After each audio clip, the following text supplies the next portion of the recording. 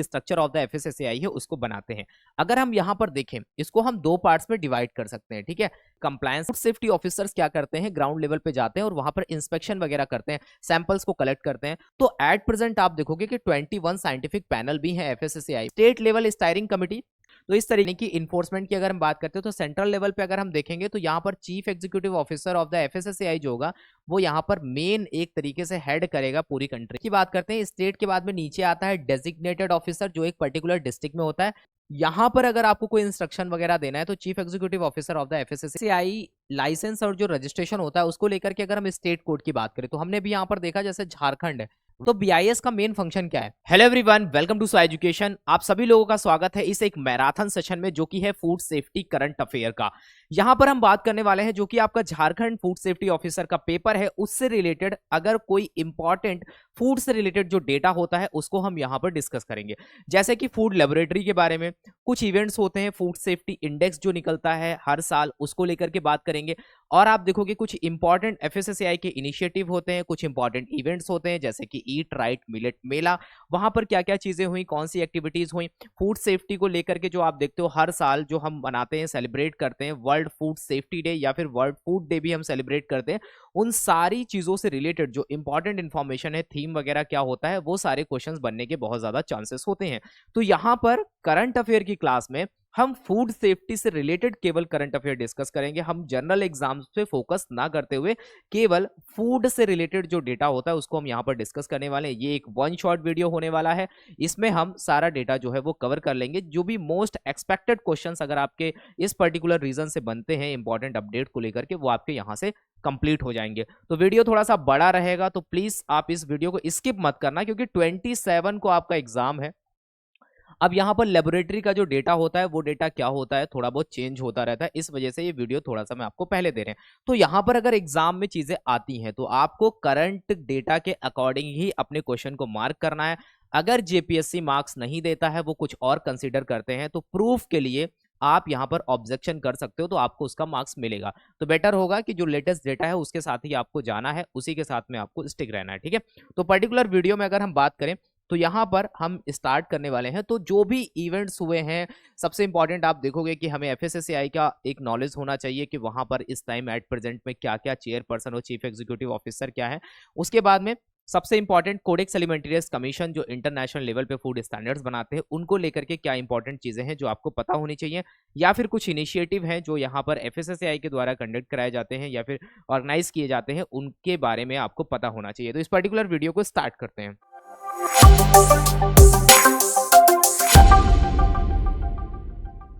देखो, वीडियो में आगे बढ़ने से पहले बहुत सारे लोग जो FSSAI food safety officer exam या टेक्निकल ऑफिसर एग्जाम की प्रिपरेशन कर रहे हैं, एक कंप्लीट एक प्रिपरेशन करना चाहते हैं, वो चाहते हैं कि हम एक सिंगल प्लेस पे सारी चीजों को बहुत अच्छे से पढ़ सकें और सिलेबस को कवर कर सकें। तो यहाँ पर एफएसएसएआई का जो एग्जाम होता है उसमें जो भी पेपर होता है सीबीटी 1 एंड सीबीटी 2, उसका कंप्लीट प्रिपरेशन यहाँ पर आपको मिलने वाला है। चाहे वो सीबीटी 1 में टेक्निकल पार्ट हो चाहे नॉन टेक्निकल पार्ट हो, दोनों को कवर किया जाएगा। तो यहाँ पर कुछ भी स्किप नहीं करेंगे अब हम, ठीक है। देन यहाँ पर आपको video lecture, PYQ, test series, सारी चीजें आपको यहाँ पर मिलने वाली हैं। और ज्यादा इन्फॉर्मेशन के लिए आप इस पर्टिकुलर व्हाट्सएप नंबर पे हमें मैसेज कर सकते हो, या फिर आप हमारी वेबसाइट पे विजिट कर सकते हो, या फिर आप हमें यहाँ पर हमारा ऐप डाउनलोड करके वहां पर हमें मैसेज कर सकते हो, ठीक है। तो सबसे पहले हम स्टार्ट करते हैं सबसे मेन ऑर्गेनाइजेशन जो कि है हमारा एफएसएसएआई, जिसको हम बोलते हैं food safety standard authority of India. अब यहाँ पे हमें क्या बातें पता होनी चाहिए। सबसे इंपॉर्टेंट बात यह है कि आपको यह पता होना चाहिए कि इंडिया में सबसे बड़ी अथॉरिटी जो है वो है FSSAI, food safety standard authority of India, जो हमारी कंट्री में फूड को लेकर के जो स्टैंडर्ड्स होते हैं उसको बनाने का काम करती है। और ये अथॉरिटी हमारी कंट्री में जितने भी फूड बिजनेस ऑपरेटर हैं, जितने भी स्टेट में फूड बिजनेस ऑपरेटर हैं, किसी भी डिस्ट्रिक्ट में, यानी कि पूरी कंट्री के जो फूड बिजनेस ऑपरेटर हैं, उन सभी को रेगुलेट करने का काम ये अथॉरिटी करती है, जिसको हम बोलते हैं food safety standard authority of India, यानी कि एफएसएसएआई। अब एट प्रेजेंट अगर हम यहां पर देखते हैं तो फूड अथॉरिटी के पास में यहां पर 4 रीजनल ऑफिसर्स हैं। तो रीजनल ऑफिसर्स की अगर हम बात करें तो एफएसएसएआई के 4 रीजनल ऑफिसर्स हैं। कौन कौन से हैं? एक दिल्ली एनसीआर में है, ठीक है।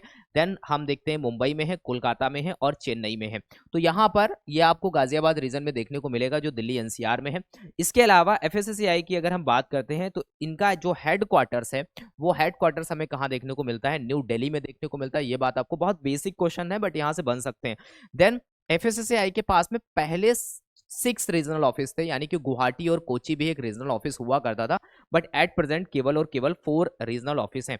अब एफएसएसएआई को जब बनाया गया, ministry of health and family welfare इसका एक तरीके से पेरेंट ऑर्गेनाइजेशन है, पेरेंट मिनिस्ट्री है। ऑर्गेनाइजेशन तो एफएसएसएआई है, बट मिनिस्ट्री की बात करते हैं तो मिनिस्ट्री कौन सी है? Ministry of health and family welfare जो है वो पेरेंट मिनिस्ट्री है एफएसएसएआई को लेकर के, ठीक है। अब एफएसएसएआई का मेन काम क्या है? जो भी साइंस बेस्ड स्टैंडर्ड्स होते हैं उनको एक तरीके से डिजाइन करना, उनको बनाना, उसके बाद में फूड लॉ में जो भी प्रोविजंस लिखे गए हैं, ठीक है, एक्ट में जो भी प्रोविजंस लिखे गए हैं उनको इंप्लीमेंट करना, और जो पूरा का पूरा जो इन्फोर्समेंट का सिस्टम होता है उसको पूरा फॉलो करना, इंप्लीमेंट करना, ये सारा काम होता है, ठीक है। रेगुलेट करने की जब बात आती है तो एफएसएसएआई जो मैन्युफैक्चरर्स हैं या फिर जो भी स्टोरेज वगैरह करते हैं, डिस्ट्रीब्यूशन वगैरह करते हैं, सेल करते हैं आर्टिकल ऑफ फूड की, उन सारी चीजों को यहां पर रेगुलेट करना, साथ ही साथ इंश्योर करना availability of the safe and wholesome food for the human consumption, यानी कि जो ह्यूमन है उसके कंजम्पशन के लिए सेफ और होलसम फूड अवेलेबल होना चाहिए। इस बात को इंश्योर करने का काम किसका है? हमारी कंट्री में एफएसएसएआई का है, ठीक है। देन अगर हम आगे मूव करते हैं तो एट प्रेजेंट अगर आपसे पूछा जाता है कि एट प्रेजेंट एफएसएसएआई के चेयरपर्सन कौन है एंड एफएसएसएआई के चीफ एग्जीक्यूटिव ऑफिसर कौन है, यही दो मेन यहाँ पर होती है अथॉरिटी जिनके बारे में आपको पता होना चाहिए। तो आप देखोगे कि यहाँ पर अगर हम बात करते हैं, सबसे पहले अगर हम देखते हैं तो यहाँ पर जो चेयरपर्सन होते हैं उनकी अगर हम बात करें तो यहाँ पर श्री अपूर्व चंद्र जो है वो यहाँ पर चेयरपर्सन ऑफ द एफएसएसएआई है 2024 में। अगर हम यहाँ पर चीफ एग्जीक्यूटिव ऑफिसर की बात करते हैं एफएसएसएआई के, तो वो कौन है? श्री जी कमलावर्धन राव। ये क्या है? ये chief executive officer of the FSSAI है एट प्रेजेंट। इसके बाद में आपको ये चीज ध्यान रखनी है कि दोनों ही यहाँ पर सीनियर आईएएस ऑफिसर्स होते हैं जो यहाँ पर ज्वाइन करते हैं। अब यहाँ पर एक चीज आपको ये ध्यान देनी है कि अगर आपसे पूछा जाता है कि जो एफएसएसएआई है यानी कि फूड अथॉरिटी है उसके फर्स्ट चेयरपर्सन कौन थे, तो वो थे पी सर्वाथन, first chairperson of the FSSAI थे, जिन्होंने जून 2008 में एफएसएसएआई को ज्वाइन किया था एज अ चेयरपर्सन। अगर हम यहाँ पर बात करते हैं दूसरी, अगर हम बात करते हैं, अगर आपसे पूछा जाता है कि यहाँ पर जो एफएसएसएआई है उसके जो फर्स्ट चीफ एग्जीक्यूटिव ऑफिसर कौन थे, वो थे जी बालचंद्रन, ठीक है। ये क्या थे? First chief executive officer of the FSSAI थे। इतनी बात आपको ध्यान रहेगी, तो ये आपके लिए बहुत ज्यादा इंपॉर्टेंट है, इसको आपको ध्यान रखना है। बहुत बेसिक क्वेश्चंस बनते हैं और यहाँ से अगर आपको चीजें नहीं पता होंगी तो आप हो सकता है गलत कर सकते हो, क्योंकि कभी कभी होता है वेबसाइट पे जो करंट डेटा है अपडेट नहीं होता है सारे उनके पेजेस पे, तो इससे आप गलतियां ना करो, तो ये बात आपको ध्यान रखनी है, ठीक है। तो इसके पहले अगर आप देखोगे जैसे राजेश भूषण सर थे, उसके पहले रीता टेवटिया मैडम थी, तो ये सारी चीजें आपको ध्यान रखनी है। बट एट प्रेजेंट श्री अपूर्व चंद्र जो है वो यहाँ पर एफएसएसएआई के चेयरपर्सन है, ठीक है। देन यहाँ पर जब हम बात करते हैं एफएसएसएआई की, जो कि एक ऑर्गेनाइजेशन है, सेंट्रल गवर्नमेंट का ऑर्गेनाइजेशन है, एक एपेक्स बॉडी है फूड स्टैंडर्ड्स को लेकर के हमारी कंट्री में, तो अभी आप देखते होंगे न्यूज में एफएसएसएआई बहुत ज्यादा हाईलाइट रहता है जहां भी फूड को लेकर के कोई बात आती है। तो यहां पर अगर हम बात करते हैं तो एफएसएसएआई जो काम करता है, तो एफएसएसएआई जब काम करता है तो एफएसएसएआई ने पूरा का पूरा जो सिस्टम आप देखोगे मैनेजमेंट इनका, इन्होंने अपने जो डिविजन्स हैं उसको डिवाइड कर रखा है। तो एफएसएसएआई जो काम करता है इसके टोटल 11 डिविजन्स हैं यहाँ पर, जिसके थ्रू यहाँ पर ये पूरा जो एक्टिविटीज है, रेगुलेशन का काम है, स्टैंडर्ड बनाने का काम है, सारी चीजों को मैनेज करते हैं। तो सबसे पहला इनका जो डिवीजन है वो स्टैंडर्ड डिवीजन है, नाम से ही लग रहा है कि क्या करना होगा, यहाँ पर स्टैंडर्ड्स बनाने का काम ये डिवीजन करता है। Then regulation and codex division, regulations वगैरह जो होते हैं उनको बनाना, इसके साथ ही साथ कोडेक्स जो डिवीजन है, जो इंटरनेशनल स्टैंडर्ड्स होते हैं उनको ध्यान में रखते हुए हम यहाँ पर रेगुलेशंस वगैरह को बनाते हैं, ठीक है। देन रेगुलेटरी कंप्लायंस वगैरह जो होते हैं सर्विलांस डिवीजन है। देन आप देखोगे क्वालिटी एश्योरेंस डिवीजन है, जहां पर हम फूड लेबोरेटरी वगैरह की बात करते हैं, उनको एक तरीके से नोटिफाई करना, ये सारा जो काम होता है ये इस डिवीजन का काम होता है। Then human resources vigilance and the training division है यहाँ पर ये। उसके बाद में फाइनेंस डिवीजन है, इंपोर्ट डिवीजन है। इंपोर्ट डिवीजन में जब आप देखते हो सबसे इंपॉर्टेंट आता है FICS, food import clearance system. जब भी इंडिया में बाहर से किसी कंट्री से अगर हम कुछ भी इंपोर्ट करते हैं तो फूड इंपोर्ट क्लियरेंस सिस्टम के थ्रू ही यहाँ पर प्रॉपर तरीके से हमारी कंट्री में जो भी आर्टिकल ऑफ फूड है वो एंटर करता है। Risk assessment and R and D division भी है। एफएसएमएस यानी कि फूड सेफ्टी मैनेजमेंट सिस्टम को लेकर के यहाँ पर एक डिवीजन है। जनरल एडमिनिस्ट्रेशन डिवीजन है, और इसके साथ ही साथ यहाँ पर एफएसएसएआई का एक लीगल डिवीजन भी है। तो एफएसएसएआई जो काम करता है उसके पास में टोटल 11 डिवीजन्स हैं, 11 डिवीजन्स के साथ में एफएसएसएआई काम करता है। अब अगर आपसे पूछा जाता है कि जो एफएसएसएआई जो मेन ऑर्गेनाइजेशन है इसकी अगर हम बात करते हैं तो यहाँ पर इसका जो गवर्निंग स्ट्रक्चर है वो क्या है, या फिर एफएसएसएआई का स्ट्रक्चर या फिर एफएसएसएआई का जो गवर्निंग स्ट्रक्चर है वो क्या है। तो गवर्निंग स्ट्रक्चर की अगर हम बात करते हैं एफएसएसएआई की, तो आपको ये बात ध्यान रखनी है कि एफएसएसएआई में अगर हम देखें तो फूड अथॉरिटी में यहां पर आपको क्या देखने को मिलेगा, यहां पर आपको चेयरपर्सन प्लस 22 मेंबर्स देखने को मिलते हैं, यानी कि टोटल 23, यानी कि 22 मेंबर हैं, यहां पर एक चेयरपर्सन है। ये लोग मिलकर के जो governing structure of the FSSAI है उसको बनाते हैं। अगर हम यहां पर देखें, इसको हम दो पार्ट्स में डिवाइड कर सकते हैं, ठीक है। यहां पर हम एक फूड स्टैंडर्ड्स की तरफ, एक कंप्लायंस एंड इंस्पेक्शन की तरफ, यानी कि एक अथॉरिटी है। अथॉरिटी क्या करती है, एक तरफ तो फूड स्टैंडर्ड्स बनाने का काम करती है, यानी कि ग्राउंड लेवल पे फूड की टेस्टिंग करना, टेस्टिंग करने के बाद में वहां पर चीजों को एनालाइज करना, उसमें प्रॉपर तरीके से जो फूड एडिटिव्स हैं या फिर जो इंग्रेडिएंट्स हैं उनका अमाउंट कितना क्या यूज हो रहा है, उसके बाद में उसके अकॉर्डिंग यहाँ पर स्टैंडर्ड्स बनाना कि कोई भी फूड बिजनेस ऑपरेटर किसी भी आर्टिकल ऑफ फूड की अगर मैन्युफैक्चरिंग कर रहा है तो वो यहाँ पर इस बात को ध्यान रखे कि जो रेगुलेशन है उसके अकॉर्डिंग वहां पर चीजों को उसको करना होता है, ठीक है। देन यहाँ पर दूसरा आता है यहाँ पर कंप्लायंस एंड इंस्पेक्शन, क्योंकि कंप्लायंस एंड इंस्पेक्शन नहीं होगा तो चीजें कैसे फॉलो होगी। कंप्लायंस का मतलब ये है कि रेगुलेशन की जब हम बात करते हैं, जब कोई फूड बिजनेस ऑपरेटर अगर लाइसेंस ले रहा है तो लाइसेंस लेते टाइम पे उसको बहुत सारी चीजें ध्यान देनी होती हैं। उसके बाद में जब वो लाइसेंस लेता है तो यानी कि जो रेगुलेशन है, food safety and standard regulation 2011 for the licensing and registration जो है, उसमें जो भी चीजें लिखी गई हैं, जो भी उसमें शेड्यूल्स मेंशन किए गए हैं, वो सारे उसको फॉलो करने होते हैं, यानी कि उसको जो भी कंप्लायंस है उनको करना होता है। और इसके साथ ही साथ इंस्पेक्शन भी आता है। तो फूड सेफ्टी ऑफिसर्स क्या करते हैं, ग्राउंड लेवल पे जाते हैं और वहां पर इंस्पेक्शन वगैरह करते हैं, सैंपल्स को कलेक्ट करते हैं। तो ये सारी चीजें यहाँ पर क्या है, एफएसएसएआई ही इन सारी चीजों को इंडिया में क्या करता है, रेगुलेट करता है। तो जब हम स्टैंडर्ड्स की बात करते हैं तो वहां पर आपको देखने को मिलेगा साइंटिफिक कमिटी, साइंटिफिक पैनल, ये सारी चीजें आपको देखने को मिलेंगी। तो एट प्रेजेंट आप देखोगे कि 21 साइंटिफिक पैनल भी है एफएसएसएआई में जो स्टैंडर्ड्स बनाने का काम करते हैं। देन अगर हम कंप्लायंस की बात करते हैं, इस वाले अगर हम इधर इस वाले विंग की बात करते हैं तो यहाँ पर सेंट्रल एडवाइजरी कमेटी आ जाती है। सेंट्रल एडवाइजरी कमेटी वो एक ऐसी कमेटी है एफएसएसएआई में जो स्टेट और सेंट्रल के बीच में कोऑर्डिनेशन बैठाने का काम करती है, ठीक है। ये बात आपको ध्यान रखनी है। स्टेट लेवल स्टीयरिंग कमेटी, यानी कि आप देखोगे जैसे ये सेंट्रल में सेंट्रल एडवाइजरी कमेटी है जो फूड अथॉरिटी में हमें देखने को मिलती है, ऐसे ही स्टेट लेवल स्टीयरिंग कमेटी का मतलब यहाँ पर ये है कि हर एक स्टेट का जो फूड डिपार्टमेंट होता है वहां पर आपको ये कमेटी देखने को मिल जाएगी, जो कुछ इश्यूज होते हैं जो भी यहाँ पर देखने को मिलते हैं उसको लेकर के वहां स्टेट गवर्नमेंट को वो सजेस्ट कर सकते हैं, ठीक है।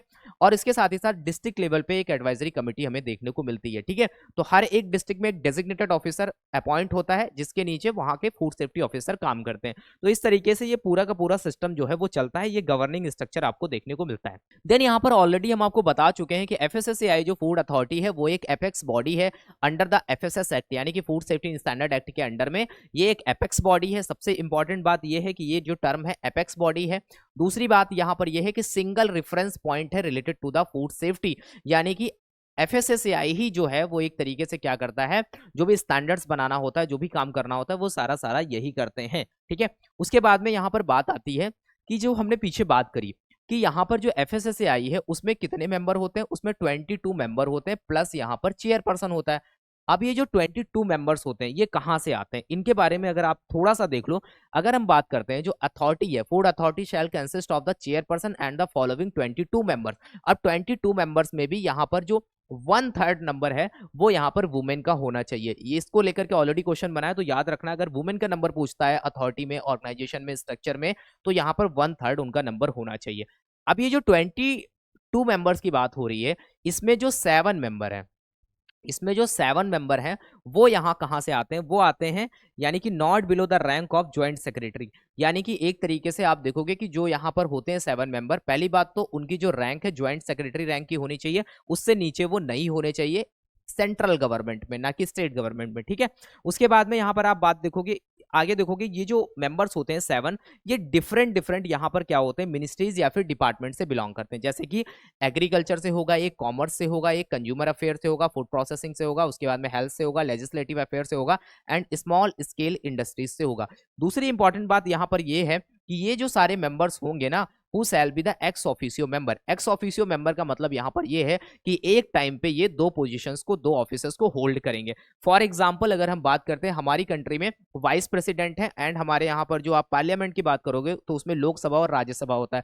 तो राज्यसभा के जो चेयरपर्सन होते हैं और जो हमारी कंट्री के वाइस प्रेसिडेंट होते हैं दोनों सेम होते हैं। तो अगर हम देखें तो यहाँ पर जो x officio chairperson of the Rajya Sabha जो होते हैं वो यहाँ पर वाइस प्रेसिडेंट होते हैं। तो एक टाइम पे वो 2 ऑफिसर्स को होल्ड कर रहे हैं। तो सेम यहाँ पर ये है कि ये लोग ये जो 7 मेंबर हैं ये साथ ही साथ तो अपनी मिनिस्ट्री अपनी डिपार्टमेंट को तो संभाल ही रहे हैं, एग्रीकल्चर, कॉमर्स और इन सारी चीजों को। इसके साथ ही साथ एफएसएसएआई जैसे ऑर्गेनाइजेशन में वो यहाँ पर as a ex officio member भी काम कर रहे हैं। ठीक है, तो यहां पर आपको समझ में आया कि एक्स ऑफिसियो का मतलब क्या होता है, कोई कंफ्यूजन नहीं होना चाहिए। देन अगर हम बात करते हैं 7 मेंबर की, हमने बात करी, उसके बाद में अगर हम यहां पर देखें जो 2 रिप्रेजेंटेटिव होते हैं वो फूड इंडस्ट्री से होते हैं, from which one shall be from small scale industries से होता है। ठीक है, उसके बाद में आप देखोगे कि यहाँ पर 2 रिप्रेजेंटेटिव जो होते हैं वो कंज्यूमर ऑर्गेनाइजेशन से होते हैं। देन यहाँ पर आप देखोगे कि जो 3 होते हैं वो एमिनेंट फूड टेक्नोलॉजिस्ट होते हैं या फिर साइंटिस्ट होते हैं। देन यहाँ पर जो 5 मेंबर होते हैं वो यहाँ पर क्या होते हैं, जो डिफरेंट डिफरेंट जोन्स होते हैं वहां से आते हैं। देन यहाँ पर 2 पर्सन जो होते हैं वो फार्मर्स ऑर्गेनाइजेशन को रिप्रेजेंट करने वाले होते हैं। उसके बाद में जो 1 पर्सन होता है to represent the retailers organisation. तो यहाँ पर different different department, different different ministries से लोगों को शामिल किया जाता है, जिससे जब हम बात करते हैं स्टैंडर्ड्स बनाने की तो वहां पर सारे ही डिपार्टमेंट मिनिस्ट्रीज को ध्यान में रखते हुए चीजों को बनाते हैं। क्योंकि क्या है कि जो भी स्टैंडर्ड बनेगा वो ऑल ओवर इंडिया में फॉलो होगा, चाहे वो साउथ रीजन हो चाहे वो नॉर्थ रीजन हो। तो सभी को यहाँ पर ध्यान में रखते हुए इतनी डाइवर्सिटी रखी जाती है कि सारे ही डिपार्टमेंट से कोई ना कोई रिप्रेजेंटेटिव यहाँ पर शामिल किया जाता है। ठीक है, देन यहाँ पर एक बात और ध्यान रखनी है कि अगर हम structure and function of the FSSAI में थोड़ा सा और हम देखें तो यहाँ पर लिखा गया the chairperson and the member other than x officio member जो होता है उनका जो अपॉइंटमेंट होता है वो कौन करेगा, of the food authority shall be appointed by the central government. ठीक है, तो पीछे हम देख रहे थे वैसे ही यहाँ पर देखो, जैसे हम बात करते हैं चेयरपर्सन का अपॉइंटमेंट की अगर बात करते हैं, shall be appointed by the central government. तो सेंट्रल गवर्नमेंट क्या करेगी, इनका अपॉइंटमेंट करेगी। कौन कौन अपॉइंटमेंट करेगा इनका, सेंट्रल गवर्नमेंट करेगा चेयरपर्सन का अपॉइंटमेंट। उसके बाद में अगर हम देखते हैं तो चेयरपर्सन जो होता है उसको एक तरीके से फूड साइंस का अच्छा नॉलेज होना चाहिए, साथ ही साथ एडमिनिस्ट्रेशन का भी नॉलेज होना चाहिए। सबसे बड़ी बात है कि यहाँ पर ये एक सीनियर आईएएस ऑफिसर होते हैं, सेक्रेटरी रैंक के होते हैं। देन उनको देखा जाता है कि उनके पास में फूड साइंस का भी नॉलेज है। उसके बाद में यहाँ पर इनको एज अ चेयरपर्सन सेलेक्ट किया जाता है, किसका, एफएसएसएआई का। ठीक है, उसके बाद में देखो लिखा गया है कि the chairperson and the member other than x officio member. यहाँ पर लिखा है other than x officio member, तो पीछे एक्स ऑफिसियो मेंबर थे, उसके अलावा जो अदर मेंबर्स हैं of the food authority shall be appointed by the central government on the recommendation of the selection committee. तो यहाँ पर क्या होता है कि जो सेंट्रल गवर्नमेंट है वो पहले तो एक सिलेक्शन कमेटी बनाती है। सिलेक्शन कमेटी में भी कई सारे मेंबर्स होते हैं डिफरेंट डिफरेंट डिपार्टमेंट से, यहाँ तक कि जो सिलेक्शन कमेटी होती है उसमें आपको कैबिनेट सेक्रेटरी भी देखने को मिलते हैं as a chairperson of the selection committee. तो वहां पर ये लोग क्या करते हैं, डिसाइड करते हैं, फिर ये रिकमेंडेशन देते हैं सेंट्रल गवर्नमेंट को, सेंट्रल गवर्नमेंट उसके बाद में इनका सिलेक्शन करती है। दूसरी बात यहाँ पर, चेयरपर्सन और the member other than ex officio member of the food authority shall not hold any other office। तो यहां पर एक कंडीशन लिखी गई है, हमारे फूड लॉ की ये लैंग्वेज है। फूड लॉ कहता है कि जो चेयरपर्सन है या फिर मेंबर जो कि other than x officio member है, जिनको सेंट्रल गवर्नमेंट ने सेलेक्ट किया है, वो यहाँ पर एक टाइम पे किसी अदर ऑफिस को होल्ड नहीं करेंगे। ये बात आपको यहाँ पर ध्यान रखनी है। जैसे जो एक्स ऑफिसियो मेंबर थे, क्योंकि वो एक्स ऑफिसियो मेंबर है, वो तो होल्ड करेंगे ही करेंगे 2 डिपार्टमेंट को, 2 ऑफिसर्स को, बट यहाँ पर चेयरपर्सन जो है वो एक टाइम पे 2 ऑफिसर्स को होल्ड नहीं कर सकता है। ठीक है, इतनी बात आपको ध्यान रहेगी। उसके बाद में देखते हैं यहाँ पर आती है सेंट्रल एडवाइजरी कमिटी। जैसा कि नाम से ही लग रहा है, सेंट्रल एडवाइजरी कमिटी का काम क्या होगा, जैसे कि सेंट्रल गवर्नमेंट है या फिर स्टेट गवर्नमेंट है या फिर हम देखते हैं फूड अथॉरिटी है, तो यहां पर एडवाइस देने का काम कौन करता है, सेंट्रल एडवाइजरी कमेटी करती है। तो सेंट्रल एडवाइजरी कमेटी का अगर हम स्ट्रक्चर देखें तो सेंट्रल एडवाइजरी कमेटी जो है shall be consist of 2 members. तो यहां पर 2 मेंबर्स होंगे फ्रॉम ईच, यहां पर बोल रहा है कि 2 मेंबर्स होंगे from each to represent the interest of the food industry, agriculture, consumers, relevant research bodies and the laboratories जो होती हैं, साथ ही साथ all commissioner of the food safety. All commissioner of the food safety का मतलब है, अगर हम इंडिया में देखते हैं जितने भी स्टेट हैं, हर एक स्टेट में एक commissioner of the food safety होता है, तो वो यहाँ पर and all commissioner of the food safety यहाँ पर होंगे। साथ ही साथ यहाँ लिखा गया है कि and the chairperson of the scientific committee, साथ ही साथ यहाँ पर जो chairperson of the scientific committee है वो भी यहाँ पर as a ex officio member होंगे। क्योंकि अब यहाँ पर देखोगे आप, साइंटिफिक कमिटी के बारे में हम आगे देखेंगे। तो साइंटिफिक कमिटी की अगर हम बात करते हैं तो साइंटिफिक कमिटी के यहाँ पर जो चेयरपर्सन होंगे वो यहाँ पर as a ex officio member होंगे, क्योंकि वो 2 जगह पर अपना ऑफिस को होल्ड कर रहे हैं। तो इस तरीके से यहाँ पर सेंट्रल एडवाइजरी कमेटी का जो है स्ट्रक्चर यहाँ पर हमें देखने को मिलता है। देन उसके बाद में ये बोला जा रहा है कि जो representative of the concern ministries होते हैं, डिपार्टमेंट्स होते हैं ऑफ द सेंट्रल गवर्नमेंट, जैसे कि हम देखते हैं एग्रीकल्चर, एनिमल हस्बेंड्री, या फिर आप देखोगे डेयरिंग हो गया, biotechnology, commerce, industry, consumer affair, environment, ये सब क्या है डिफरेंट डिपार्टमेंट है, जैसे फॉरेस्ट हो गया, पंचायती राज हो गया, स्मॉल स्केल इंडस्ट्रीज हो गया। इन सभी से अगर हम यहाँ पर देखते हैं, यहां से हमें इन्विटीज देखने को मिलते हैं to the deliberation of the central advisory committee. तो वो यहां पर पार्टिसिपेट करते हैं, जैसे मीटिंग्स वगैरह होती है उन सभी में इनको बुलाया जाता है।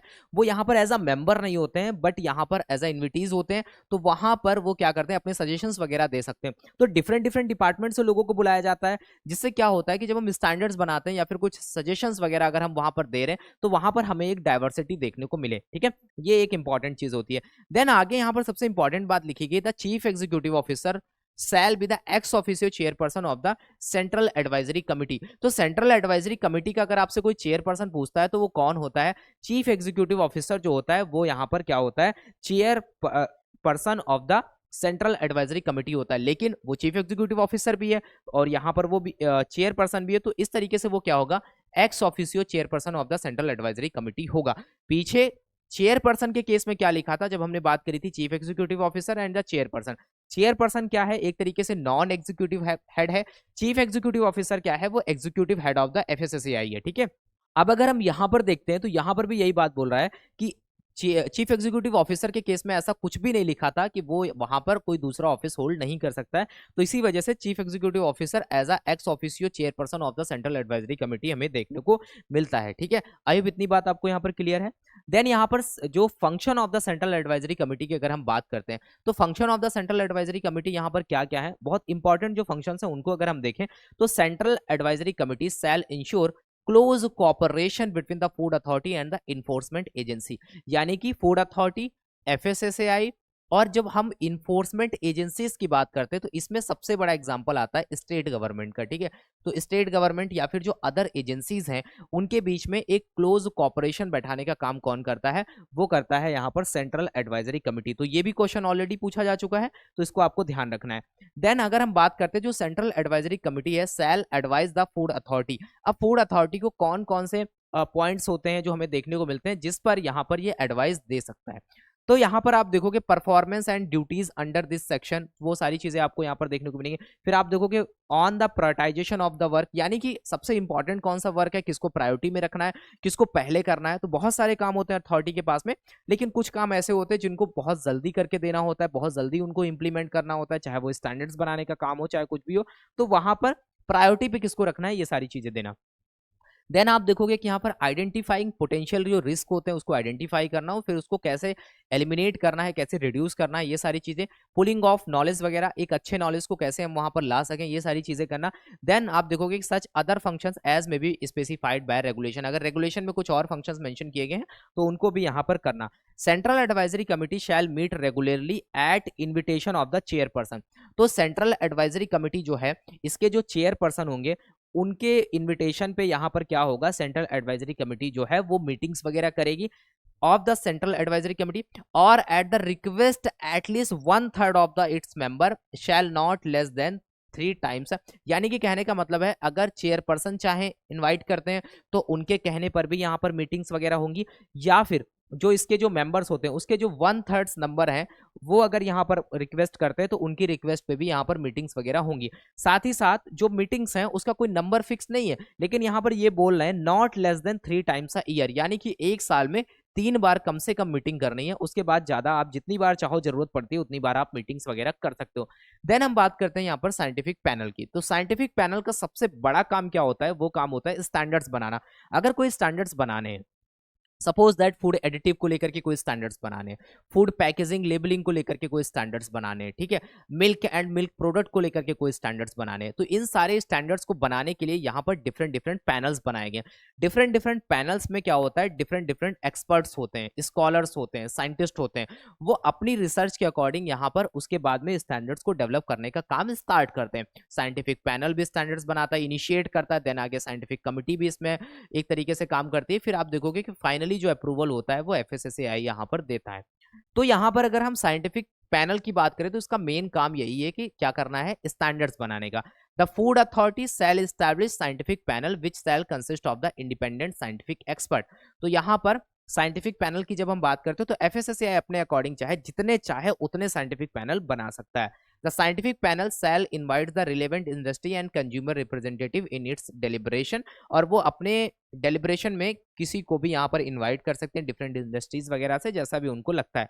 फिर बोला जा रहा है the food authority may from time to time reconstitute the scientific panel, यानी कि चाहे तो वो कुछ साइंटिफिक पैनल को कम कर सकते हैं, उसमें ऐड कर सकते हैं। ये सारी चीजें डिपेंड करती हैं फूड अथॉरिटी के ऊपर में, जैसा उनको यहाँ पर लगता है। देन हमारे पास में एट प्रेजेंट 2024 में भी अगर हम देखें तो हमारे पास में कितने साइंटिफिक पैनल हैं, हमारे पास में टोटल 21 साइंटिफिक पैनल हैं। 21 साइंटिफिक पैनल में दो कैटेगरीज में डिवाइड किया गया है, एक है हॉरिजॉन्टल पैनल और एक है वर्टिकल पैनल। वर्टिकल पैनल की बात करते हैं तो 11 हैं, अगर हम हॉरिजॉन्टल पैनल की बात करते हैं तो 10 हैं। अब वर्टिकल में कौन कौन से हैं, हॉरिजॉन्टल में कौन कौन से हैं, इसको अगर हम देखें तो यहाँ पर सबसे पहले है हॉरिजॉन्टल, ये 10 हैं, और यहाँ पर दूसरी तरफ है वर्टिकल, ये है 11। अब दोनों में क्या डिफरेंस है, देखो दोनों में क्या डिफरेंस है, दोनों को कैटेगरीज में डिवाइड किया गया है। इधर देखो हॉरिजॉन्टल पैनल है, जैसे लिखा है food additive, flavouring, processing aids, material and contact with food, ये सारी चीजें हमें देखने को मिलेंगी। साथ ही साथ pesticide residue, antibiotic residue, genetically modified organism, biological hazard, contaminants, labelling, इसके बाद method of sampling and nutrition and fortification and packaging, इनको लेकर के यहाँ पर जो चीजें आपको देखने को मिलेंगी, जो भी पैनल्स हमें देखने को मिलते हैं वो सब क्या है, वो सब हॉरिजॉन्टल पैनल है। दूसरी तरफ हमारे सामने आता है वर्टिकल पैनल, जिसमें फंक्शनल फूड है, न्यूट्रास्यूटिकल्स है, देन आप देखोगे फिश एंड फिशरीज प्रोडक्ट्स हैं, सीरियल्स प्रोडक्ट्स हैं, फिर आप देखोगे फ्रूट एंड वेजिटेबल्स है, मीट एंड मीट प्रोडक्ट्स हैं, देन आप देखोगे यहाँ पर मिल्क प्रोडक्ट्स हैं, ऑयल है, स्वीट्स है, वाटर हो गया, स्पाइसेस हो गया, एंड अल्कोहलिक जो बेवरेजेस हैं वो हमें यहाँ पर देखने को मिलते हैं। अब यहाँ पर जब भी क्वेश्चन आता है, तो वो आपके सामने क्वेश्चन डालेंगे और वो आपसे पूछेंगे इनमें से कौन सा हॉरिजॉन्टल पैनल है, इनमें से कौन सा वर्टिकल पैनल है। तो कैसे आप याद रखोगे, देखो एक डिफरेंस यहाँ पर आपको मेन समझ में आएगा, देखने को मिलेगा, इधर लिखा है हॉरिजॉन्टल पैनल, इधर लिखा है वर्टिकल पैनल। हॉरिजॉन्टल पैनल कहीं भी डायरेक्टली फूड नहीं है, फूड से रिलेटेड चीजें हैं। देन वर्टिकल पैनल में देखो जैसे फंक्शनल फूड है, फिश है, सीरियल्स है, फ्रूट है, आप देखो वेजिटेबल्स है, मिल्क है, फिर आप देखो अल्कोहलिक बेवरेजेस है, स्पाइसेस है, वाटर है, स्वीट्स है, ऑयल है, ये वो चीजें हैं जिनको हम डायरेक्टली कंज्यूम करते हैं, ठीक है। तो यहाँ पर इनको रखा गया है वर्टिकल में। लेकिन आप इधर देखो हॉरिजॉन्टल वाले में एक मेजर डिफरेंस आपको देखने को मिलेगा, इनमें से कोई फूड नहीं है जिसको हम डायरेक्टली कंज्यूम करते हो। जैसे फूड एडिटिव है, फूड एडिटिव को हम जो फ्लेवरिंग एजेंट्स होते हैं या फिर प्रोसेसिंग एड्स होते हैं उनको हम फूड में ऐड करते हैं, ना कि ये नहीं है कि हम फूड एज ए जो इंग्रेडिएंट्स होते हैं, एडिटिव होते हैं, उनको हम ऐसे ही इंडिविजुअली कंज्यूम करते हैं, ऐसा नहीं करते ना। तो उसके बाद में पेस्टिसाइड रेसिड्यू है, एंटीबायोटिक रेसिड्यू है, जेनेटिकली मॉडिफाइड जो ऑर्गेनिज्म है, बायोलॉजिकल जो हजार्ड्स होते हैं, फिर आप देखोगे कंटामिनेंट्स होते हैं, लेबलिंग होते हैं, मेथड, ये सब क्या है, ये सारी चीजें जो है वो एक्चुअल में फूड नहीं है, फूड से रिलेटेड है या फिर उसका पार्ट है, चाहे वो पैकेजिंग हो, चाहे वो न्यूट्रिशन एंड फोर्टिफिकेशन हो, तो ये चीजें आपको देखने को मिलेंगी। तो जब भी आप ध्यान देना, ऑप्शंस में 4 ऑप्शन होंगे, उनमें से एक अगर आपसे पूछता है इनमें से वर्टिकल कौन सा है या फिर हॉरिजॉन्टल कौन सा है, कौन सा वर्टिकल नहीं है, कौन सा हॉरिजॉन्टल नहीं है, तो ये आप इस तरीके से ध्यान रखोगे तो आप गलत क्वेश्चन नहीं करोगे, ठीक है। इतनी बात आपको समझ में आई। देन हम आगे चलते हैं। तो अगर हम बात करते हैं फूड स्टैंडर्ड्स मेकिंग, देखो क्या होता है, जो एफएसएसएआई है यहाँ पर फूड स्टैंडर्ड्स बनाने का काम करता है। तो एक इसका जो एक प्रोसेस होता है उसको यहाँ पर फ्लो चार्ट में समझाने की कोशिश करी गई है कि सबसे पहले होता क्या है। देखो सबसे पहले होता क्या है कि जब आपको बताया कि अगर स्टैंडर्ड्स बनाने हैं, तो सबसे पहले एक ड्राफ्ट प्रिपेयर होता है। तो चीजें स्टार्ट कहाँ से होती है, चीजें स्टार्ट होती हैं साइंटिफिक पैनल से। कहाँ से स्टार्ट होती है, साइंटिफिक पैनल से। तो साइंटिफिक यहाँ पर ड्राफ्ट प्रपोजल आता है, अगर कोई न्यू स्टैंडर्ड्स बनाना है तो कौन बनाएगा, यहाँ पर जो पैनल सेक्रेटेरिएट, स्पेशली वहां पर जो मेन चीजें होती हैं वो साइंटिफिक पैनल्स हमें देखने को मिलते हैं। देन यहाँ पर आप देखोगे चीजें गई, एक ड्राफ्ट प्रिपेयर हुआ, मेन काम यहाँ पर रिव्यू होना स्टार्ट होता है किसके द्वारा, साइंटिफिक पैनल के द्वारा। देन उसके बाद में चीजें जाती हैं साइंटिफिक कमिटी के पास में। साइंटिफिक कमिटी के पास में चीजें अगर पहुंच जाती है तो फिर जाती हैं किसके पास में, फूड अथॉरिटी के पास में। अब फूड अथॉरिटी के पास में 2 ऑप्शंस होंगे, फूड अथॉरिटी के पास में ये 2 ऑप्शंस होंगे, वो चाहे तो उसको आगे फॉरवर्ड कर दे मिनिस्ट्री के पास में, और वो चाहे तो उसको यहाँ पर डिलीट कर सकता है, ठीक है, क्या कर सकता है, चाहे तो इसको आगे फॉरवर्ड कर सकता है या तो चाहे तो वो डिलीट कर सकते हैं। तो यहाँ पर अगर हम अथॉरिटी की बात करते हैं, फूड अथॉरिटी की, तो यहाँ पर approved by ministry of health and family welfare. अगर आगे चीजें जाएंगी तो ministry of health and family welfare अगर इसको अप्रूव्ड कर देता है तो उसके बाद में ये गैजेट ऑफ इंडिया जो होता है उसमें यहाँ पर इसको नोटिफाई कर दिया जाएगा। देन अगर हम यहाँ पर बात करते हैं उसके बाद में, अगर सपोज दैट की जो अथॉरिटी है अगर इसको अप्रूव्ड नहीं करती, यानी कि एफएसएसएआई इसको अप्रूव नहीं करता है, तो यहाँ पर चीजें जाएंगी ministry of health and family welfare के पास गई, फिर उसके बाद में दोबारा से ये चीजें वहां पर साइंटिफिक पैनल के पास पहुंच जाएंगी, वो दोबारा से इसको रिव्यू करेंगे। तो यही बोला जा रहा है, scientific panel and scientific committee जो है वो एक तरीके से यहाँ पर अपना साइंटिफिक ओपिनियन वगैरह देते हैं, उसके बेसिस पे यहाँ पर ये स्टैंडर्ड्स बनाए जाते हैं। अब अगर हम यहाँ पर समझें, यहाँ पर लिखा गया standards is approved by the food authority and the ministry of health and family welfare. उसके बाद में a draft notification is issued for the inviting public comment for the period of, यानी कि पब्लिक चाहे तो इस पे अपना कमेंट दे सकती है। तो यहाँ पर एक लिंक वगैरह एक्टिवेट किया जाता है 60 डेज के लिए, अगर कोई स्टैंडर्ड्स है तो यहाँ पर अगर पब्लिक ओपिनियन जानना है वो क्या कहना चाहते हैं तो आप यहाँ पर जाकर के अपने रिव्यूज वगैरह यहाँ पर दे सकते हो, ठीक है, अपने कमेंट्स वगैरह आप यहाँ पर दे सकते हो उसको लेकर के कि स्टैंडर्ड्स बनना चाहिए या नहीं बनना चाहिए, या फिर इसमें कुछ चेंजेस होना चाहिए, इसमें ये वाला जो प्रोविजन है नहीं सही है, इसमें कुछ चेंजेस होने चाहिए। तो ये सारी चीजें तो जब यहाँ पर अलाउ किया जाता है तो जो फूड बिजनेस ऑपरेटर होते हैं वो भी यहाँ पर अपने कमेंट्स वगैरह दे सकते हैं, ठीक है। तो ये एक बेसिक प्रोसेस होता है स्टैंडर्ड्स बनाने का। आई होप आपको ये यहाँ पर समझ में आया। देन अगर हम बात करते हैं साइंटिफिक कमिटी की, तो साइंटिफिक कमिटी साइंटिफिक पैनल से थोड़ा सा अप लेवल की है। तो यहाँ पर चीजें साइंटिफिक पैनल के बाद में साइंटिफिक कमिटी के पास में जाती हैं, फिर वो उसको रिव्यू करते हैं। तो यहाँ पर फूड अथॉरिटी क्या करता है, साइंटिफिक कमिटी को यहाँ पर क्या करेगा, कॉन्स्टिट्यूट करेगा। अगर आपसे पूछा जाता है कि साइंटिफिक कमिटी को कौन बनाएगा, तो एफएसएसएआई जो है वो साइंटिफिक कमिटी को यहाँ पर बना सकता है, ठीक है। Which shall consist of the chairperson of the scientific panel. अब इसमें कौन कौन होंगे, जो भी साइंटिफिक पैनल्स हमने देखे थे, साइंटिफिक पैनल्स के जो चेयरपर्सन होंगे वो यहाँ पर होंगे, chairperson of the scientific panels यहाँ पर होंगे, एंड जो 6 होंगे वो इंडिपेंडेंट साइंटिफिक एक्सपर्ट होंगे जो यहाँ पर साइंटिफिक पैनल से बिलोंग नहीं करेंगे, ठीक है। तो ये सारी चीजें आपको यहाँ पर देखने को मिलेंगी। अब यहाँ पर देखोगे जैसे साइंटिफिक कमिटी हो गया, बहुत सारे आपको ऐसे इश्यूज देखने को मिलेंगे, जैसे साइंटिफिक पैनल काम कर रहा है, साइंटिफिक पैनल अगर काम कर रहा है तो उस केस में अगर कोई मल्टी सेक्टोरल इश्यूज देखने को मिलते हैं, सपोज दैट कि उस जो एक पैनल है अगर फूड एडिटिव का, उसके अलावा कुछ मल्टी सेक्टोरल इश्यूज देखने को मिलते हैं, तो वहां पर साइंटिफिक कमिटी उसको यहाँ पर एक तरीके से क्या करेगी, अपना ओपिनियन वगैरह दे सकता है, साइंटिफिक कमिटी अपना ओपिनियन दे सकती है। साथ ही साथ अगर कुछ सजेशंस वगैरह कुछ भी चीजें होती हैं वो वहां पर दे सकते हैं और यहाँ पर असिस्ट कर सकते हैं एक तरीके से साइंटिफिक पैनल को। तो यहाँ पर ये चीज आपको ध्यान रखनी है। फिर यहाँ पर देखो लिखा गया है कि साइंटिफिक कमिटी शैल अप सेटअप वर्किंग ग्रुप, यानी कहने का मतलब यहाँ पर लिखा गया when ever necessary and particularly in case of subject do not fall with in the competence of the any scientific panel. Suppose that कोई ऐसा इशू हमें देखने को मिलता है जो किसी भी साइंटिफिक पैनल के दायरे से बाहर है, तो उस केस में क्या होगा, scientific committee shall set up working groups and in such cases it shall draw on the expertise of those working groups when establishing scientific opinion। तो यहाँ कहने का मतलब है वो चाहे तो एक साइंटिफिक जो ग्रुप है उसको एक तरीके से सेटअप कर सकता है, ठीक है। तो यहाँ पर आपको ये चीज ध्यान रखनी है, साइंटिफिक कमिटी का काम जो है नाम से ही आपको थोड़ा बहुत आइडिया लग जाएगा। देन बात आती है इन्फोर्समेंट की। इन्फोर्समेंट क्या होता है, इन्फोर्समेंट का मतलब यही होता है कि जो एक्ट में जो प्रोविजंस लिखे हैं उन एक्ट के प्रोविजंस को ग्राउंड लेवल पे इंप्लीमेंट करना ही कहलाता है इन्फोर्समेंट ऑफ द एक्ट। तो यहाँ पर जब हम बात करते हैं enforcement structural and functional framework की अगर हम बात करते हैं तो दो चीजें हैं, एक होता है सेंट्रल और एक होता है स्टेट लेवल पे। यानी कि इन्फोर्समेंट की अगर हम बात करते हैं तो सेंट्रल लेवल पे अगर हम देखेंगे तो यहाँ पर chief executive officer of the FSSAI जो होगा वो यहाँ पर मेन एक तरीके से हेड करेगा पूरी कंट्री में, ठीक है। दूसरी तरीके से यहाँ पर अगर हम देखते हैं जो स्टेट की बात करते हैं तो स्टेट में जो सबसे मेन ऑफिसर जो है वो commissioner of the food safety होता है, ठीक है। अब अगर हम सेंट्रल में देखें तो सेंट्रल में चीफ एग्जीक्यूटिव ऑफिसर से नीचे आता है सेंट्रल लाइसेंसिंग अथॉरिटी या फिर सेंट्रल डेजिग्नेटेड ऑफिसर, उसके नीचे आता है सेंट्रल फूड सेफ्टी ऑफिसर। तो ये हायरार्की यहाँ पर चलती है। देन अगर हम स्टेट की बात करते हैं, स्टेट के बाद में नीचे आता है डेजिग्नेटेड ऑफिसर जो एक पर्टिकुलर डिस्ट्रिक्ट में होता है। उसके बाद में आप देखोगे कि यहाँ पर सबसे नीचे आता है फूड सेफ्टी ऑफिसर। अगर आप स्टेट एफएसओ की तैयारी कर रहे हो, स्टेट एफएसओ में आप देखोगे कि आपको इस हायरार्की में काम करना होगा। अगर आप सेंट्रल में जाते हो तो आपको इस हायरार्की में काम करना होगा, ठीक है। तो ये बात आपको यहाँ पर ध्यान रखनी है। यहाँ पर जो इंस्ट्रक्शंस वगैरह होंगे अगर आपको देने हैं तो commissioner of the food safety देंगे। यहाँ पर अगर आपको कोई इंस्ट्रक्शन वगैरह देना है तो chief executive officer of the FSSAI यहाँ पर आपको इंस्ट्रक्शंस वगैरह देंगे कि आपको कैसे क्या काम करना है, ठीक है। आई होप इतनी बात आपको यहाँ पर समझ में आई। फिर उसके बाद में इन्फोर्समेंट में अगर हम देखें तो सबसे मेन ऑफिसर जो होता है वो कौन होता है, वो यहाँ पर होता है food safety officer.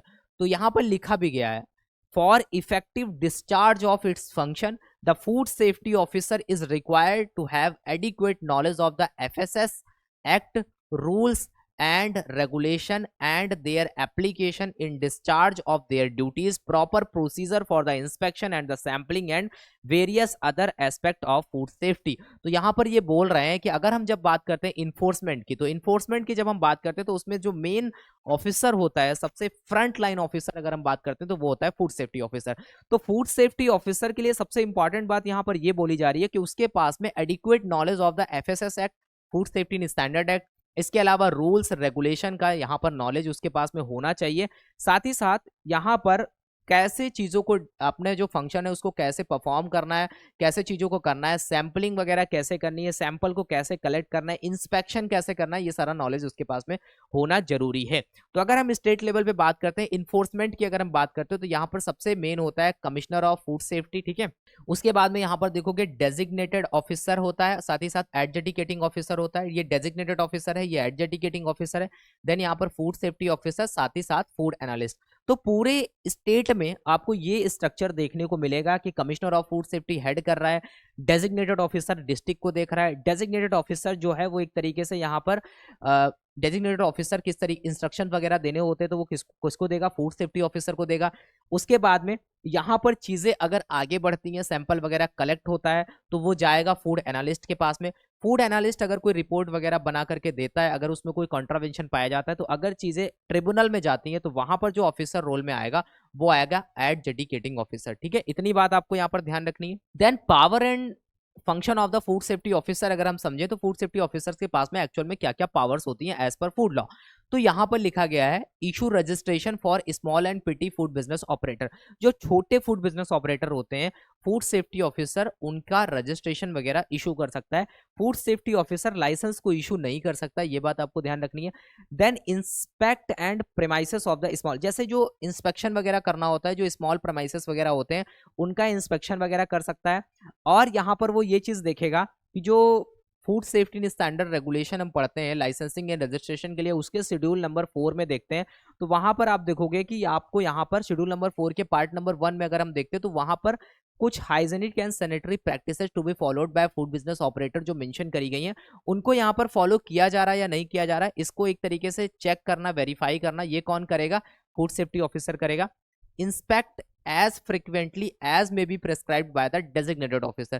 designated officer अगर यहाँ पर इंस्ट्रक्शन वगैरह देता है तो उसके अकॉर्डिंग यहाँ पर ये फूड सेफ्टी ऑफिसर काम करेगा।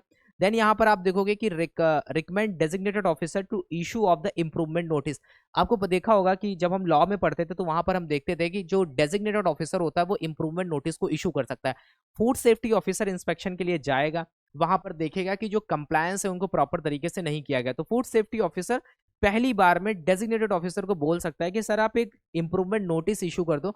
अभी उन्होंने कोई बहुत बड़ा क्राइम नहीं किया, बहुत बड़ा ऑफेंस नहीं किया, बट अगर उनको नोटिस इशू कर दोगे तो वो अपनी गलतियों को इंप्रूव कर लेंगे। तो इसी वजह से फूड सेफ्टी स्टैंडर्ड एक्ट के सेक्शन नंबर 32 के अकॉर्डिंग यहाँ पर वो इंप्रूवमेंट नोटिस को इशू करने के लिए एक तरीके से क्या बोल सकता है, रिकमेंड कर सकता है, रिकमेंडेशन दे सकता है। किसको, डेजिग्नेटेड ऑफिसर को। कौन दे सकता है, फूड सेफ्टी ऑफिसर। इसके अलावा यहाँ पर अगर कोई इंक्वायरी इंस्पेक्शन वगैरह करना है, अगर ये लगता है कि फूड जो है उसको लेकर के कोई कॉन्ट्रावेंशन हुआ है लॉ का, तो वहां पर ये चीजें कौन कर सकता है, फूड सेफ्टी ऑफिसर कर सकता है। Investigate any complaint which may be made to him in writing to in respect of any contravention, अगर कोई कंप्लेंट वगैरह आती है उसको इन्वेस्टिगेट करना, वो कर सकता है। Stop and inspect any vehicle, अगर कोई व्हीकल है उसको लग रहा है कि वो सस्पेक्टेड लग रहा है, उसमें अगर उसको लग रहा है कि कोई अनसेफ फूड है तो उसको वहां पर वो रेस्ट्रिक्ट कर सकता है या फिर स्टॉप कर सकता है, ठीक है। उसके बाद में सबसे इंपॉर्टेंट काम यही है कि वो फूड सेफ्टी ऑफिसर मार्केट में जाकर के कहीं से भी फूड का सैंपल कलेक्ट कर सकता है और उसको एनालिसिस के लिए भेज सकता है, जिससे ये पता चल सके कि जो आर्टिकल ऑफ फूड है वो ह्यूमन कंजम्पशन के लिए सही है या नहीं है। उसके बाद में सबसे इंपॉर्टेंट बात आती है एफएसएसएआई लाइसेंसिंग एंड रजिस्ट्रेशन। जब एफएसएसएआई का लाइसेंस और रजिस्ट्रेशन वगैरह इशू होता है, उसके बाद में आप देखोगे अब जो देखोगे जो मेन बहुत सारी ऐसी कंपनीज हैं जो आपको देखोगे कि पैकेजिंग फूड या फिर प्रोसेस्ड फूड मार्केट में सेल करती हैं। तो आप देखोगे पीछे आपको यहाँ पर ये लाइसेंस देखने को मिलेगा, लाइसेंस नंबर देखने को मिलेगा, साथ ही साथ यहाँ पर एफएसएसएआई का लोगो, उसके जस्ट नीचे आपको लाइसेंस नंबर देखने को मिलता है, क्योंकि एफएसएसएआई ही रजिस्ट्रेशन या फिर लाइसेंस नंबर प्रोवाइड करता है। अब आपके सामने क्वेश्चन आता है कि जो एफएसएसएआई का लाइसेंस नंबर या फिर जो रजिस्ट्रेशन नंबर होता है वो कितने डिजिट का होता है? तो यहाँ पर 14 डिजिट का होता है, ठीक है। ये बात आपको ध्यान रखनी है, अगर क्वेश्चन यहाँ से बनता है तो आपको ध्यान रखना है 14 डिजिट का ये एक नंबर होता है, ठीक है। अब यहाँ पर आपको पता होना चाहिए registration, state licence, central licence, 3 चीजें यहाँ पर आपको देखने को मिल सकती हैं। अगर किसी का फूड बिजनेस छोटा है, 12 लाख तक का मैक्सिमम टर्नओवर उसका होता है, तो यहाँ पर उसको रजिस्ट्रेशन कराना होगा। अगर 12 लाख से 20 करोड़ के बीच में अगर उसका टर्नओवर होता है तो उसको स्टेट लाइसेंस लेना होगा। अगर उसका टर्नओवर जो है वो यहाँ पर 20 करोड़ से भी ऊपर चला जाता है तो वहां पर उसको सेंट्रल लाइसेंस लेना होगा। जब कोई भी लाइसेंस लेता है तो उसका लाइसेंस नंबर यहाँ पर मेंशन होता है 14 डिजिट का। तो यहाँ पर क्वेश्चन और क्या बन सकते हैं? पहली बात तो ये है कि लाइसेंस नंबर का डिजिट कितना होता है, 14 डिजिट का होता है। देन यहाँ पर जो सबसे पहला नंबर होता है वो आपको देखने को मिलेगा, अगर वो 1 से स्टार्ट हो रहा है इसका मतलब वो जो फूड कंपनी है उसके पास में लाइसेंस है। अगर 2 से स्टार्ट हो रहा है तो इसका मतलब ये है कि उसके पास में क्या है, रजिस्ट्रेशन है। इससे ये बात क्लियर हो जाएगी। देन आप देखोगे कि जो 2 डिजिट होंगी उसके बाद में, उसकी अगर हम बात करते हैं तो यहाँ पर ये हमें स्टेट कोड देखने को मिलता है। इस डिजिट को देख करके हम ये पता लगा सकते हैं कि ये जो पर्टिकुलर बिजनेस है ये कहाँ पर रजिस्टर्ड है, इंडिया के किस स्टेट में रजिस्टर्ड है। जैसे यहाँ पर लिखा गया है 11, ठीक है, यहाँ पर लिखा गया है 11, तो 11 का मतलब यहाँ पर ये किससे है? यहाँ पर आप देखोगे कि ये हमें झारखंड का देखने को मिलता है, ठीक है। किसका है ये? झारखंड का स्टेट कोड कितना है? 11 है। ऐसे ही डिफरेंट डिफरेंट स्टेट का हमें यहाँ पर स्टेट कोड हमें देखने को मिलता है, ठीक है। उसके बाद में अगर हम बात करते हैं, यहाँ पर देखो जो 2 डिजिट होती हैं ये क्या होते हैं? ये वो ईयर होता है जिस ईयर में आपने यहाँ पर अपना रजिस्ट्रेशन या फिर लाइसेंस लिया है। देन यहाँ पर आप देखोगे कि ये जो 3 डिजिट होती हैं ये हमें देखने को मिलती हैं एक तरीके से जो रजिस्ट्रेशन या फिर अगर हम लाइसेंस की बात करते हैं, जो रजिस्ट्रार ऑफिस वगैरह होता है, जो यहाँ पर मेन ऑफिसर होता है, डेजिग्नेटेड ऑफिसर जो भी इसको इशू करता है, उसका एक तरीके से यहाँ पर ये आइडेंटिफिकेशन नंबर होता है। उसके बाद में यहाँ पर ये जो बची हुई लास्ट डिजिट होती हैं ये serial number of the food business operator होता है, ठीक है। आई होप इतनी बात आपको यहाँ पर समझ में आई। तो 14 डिजिट का कोड होता है और स्टार्टिंग के जो नंबर्स होते हैं वो हमें क्या बताते हैं, ये बात आपको यहाँ पर पता होनी चाहिए, ठीक है। उसके बाद में आगे हम देखते हैं, यहाँ पर देखो एफएसएसएआई लाइसेंस और जो रजिस्ट्रेशन होता है उसको लेकर के अगर हम स्टेट कोड की बात करें तो हमने भी यहाँ पर देखा जैसे झारखंड है तो ये यहाँ पर कितने नंबर पे आएगा? 11 नंबर पे आएगा। वैसे ही हम आंध्र प्रदेश की बात करते हैं, देखो वो 1 पे आएगा। ऐसे ही बहुत सारे स्टेट्स हैं। लास्ट में आप देखोगे कि यहाँ पर किसका दिया गया है, ये हमें तेलंगाना का देखने को मिलता है। ऐसे ही आप यहाँ पर देखोगे जैसे तमिलनाडु को लेकर के ऑलरेडी इनके स्टेट एफएसओ में क्वेश्चन पूछा जा चुका है तो वो कितना होगा? 24 होगा। ऐसे ही आप देखोगे महाराष्ट्र देखते हो तो ये हमें यहाँ पर 15 देखने को मिलता है। तो जिस स्टेट का पेपर होता है उस स्टेट में उस स्टेट का आपको याद होना बहुत जरूरी है। तो झारखंड का अगर पूछते हैं तो यहाँ पर ये 11 यहाँ पर स्टेट कोड आपको देखने को मिलता है, ठीक है। आई होप इतनी बात आपको यहाँ पर ध्यान रहेगी। उसके बाद में देखो आगे जब हम बढ़ते हैं तो यहाँ पर आता है ब्यूरो ऑफ इंडियन स्टैंडर्ड। तो बीआईएस में हम बहुत ज्यादा नहीं देखेंगे कुछ, बीआईएस में हमें बस इतना पता होना चाहिए। प्रेसिडेंट की अगर हम बात करते हैं तो कौन है? पीयूष गोयल जी हैं। तो बीआईएस क्या है? Bureau of Indian standard India में एक नेशनल स्टैंडर्ड बॉडी है। जैसे कि एफएसएसएआई इंडिया में नेशनल स्टैंडर्ड बॉडी है for the only for the food standard, but BIS जो है फूड के अलावा डिफरेंट फूड कमोडिटीज में भी आप देखोगे कि जैसे मिल्क हो गया, इसके बाद में आप देखोगे पैकेजिंग मिनरल वाटर वगैरह हो गया, इनके लिए स्टैंडर्ड्स बनाते ही बनाते हैं। साथ ही साथ जो डिफरेंट अदर कमोडिटीज होती हैं, चाहे आप देख लो गोल्ड होता है, चाहे हाउस होल्ड प्रोडक्ट्स होता है, उनको लेकर के भी यहाँ पर ये स्टैंडर्ड्स वगैरह बनाते हैं। तो अगर हम यहाँ पर director general of the BIS की बात करते हैं इस टाइम पे तो प्रमोद कुमार तिवारी जी हैं। फर्स्ट डायरेक्टर जनरल की बात करते हैं तो डॉक्टर लाल सी वर्मन जी जो है वो फर्स्ट यहाँ पर क्या है? Director general of the BIS है। उसके बाद में अगर हम ब्यूरो ऑफ इंडियन स्टैंडर्ड की बात करते हैं तो वो एक बॉडी है मिनिस्ट्री ऑफ कंज्यूमर अफेयर के अंडर में, ये बात आपको पता होनी चाहिए। फिर अगर हम यहाँ पर देखते हैं तो बीआईएस ने इस साल 2024 में 6 जनवरी को यहाँ पर फाउंडेशन डे सेलिब्रेट किया है। बहुत सारे लोगों को ये डाउट होता है कि बीआईएस के बारे में जब हम सर्च करते हैं तो बीआईएस लिख करके आता है कहीं 1986 में स्टैब्लिश हुआ है, कहीं 2016 लिख के आता है, बट यहाँ पर इस बार हमने इसका 77th फाउंडेशन डे सेलिब्रेट किया है। इसका मतलब बहुत पुराना ऑर्गेनाइजेशन है, बट पहले बीआईएस नहीं हुआ करता था, ठीक है। इसके बारे में अभी हम हिस्ट्री देखेंगे, बट बीआईएस नहीं हुआ करता था। लेकिन जब हम फाउंडेशन डे मनाते हैं तो वो हम उस दिन से काउंट करते हैं जब से ये सारा काम हो रहा है। तो यहाँ पर आपको ये चीज ध्यान रखनी है कि बीआईएस की अगर हम हिस्ट्री की बात करते हैं तो in the year of British rule in India, तब से बीआईएस की हिस्ट्री हमें देखने को मिलती है।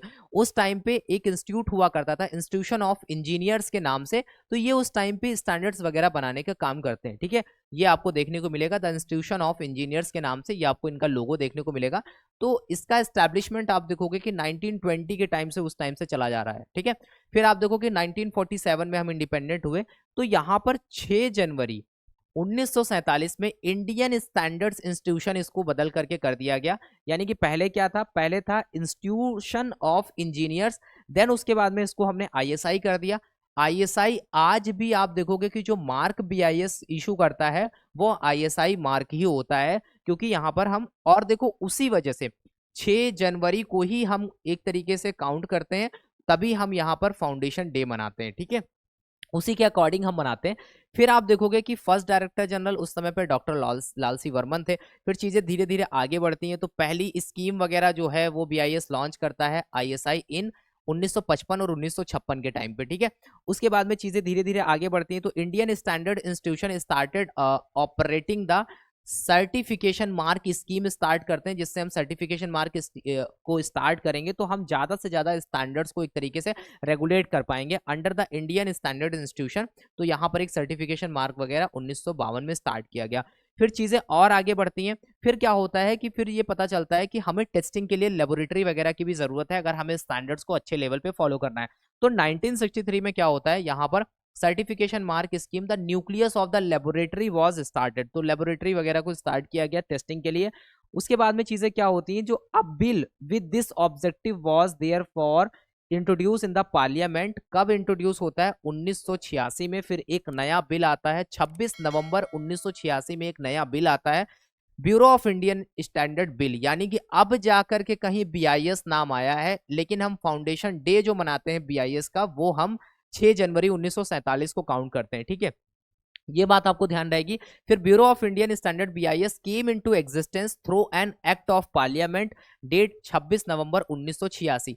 अब ये जो एक्ट था, ठीक है, ये जो एक्ट था, उसके बाद में आप देखो कि जो बीआईएस है, अभी तक केवल एक्ट बना था, अभी बीआईएस एग्जिस्टेंस में नहीं आता। जैसे एफएसएसएआई फूड सेफ्टी स्टैंडर्ड 2006 में बना था, लेकिन 2008 में जाकर के एफएसएसएआई आता है।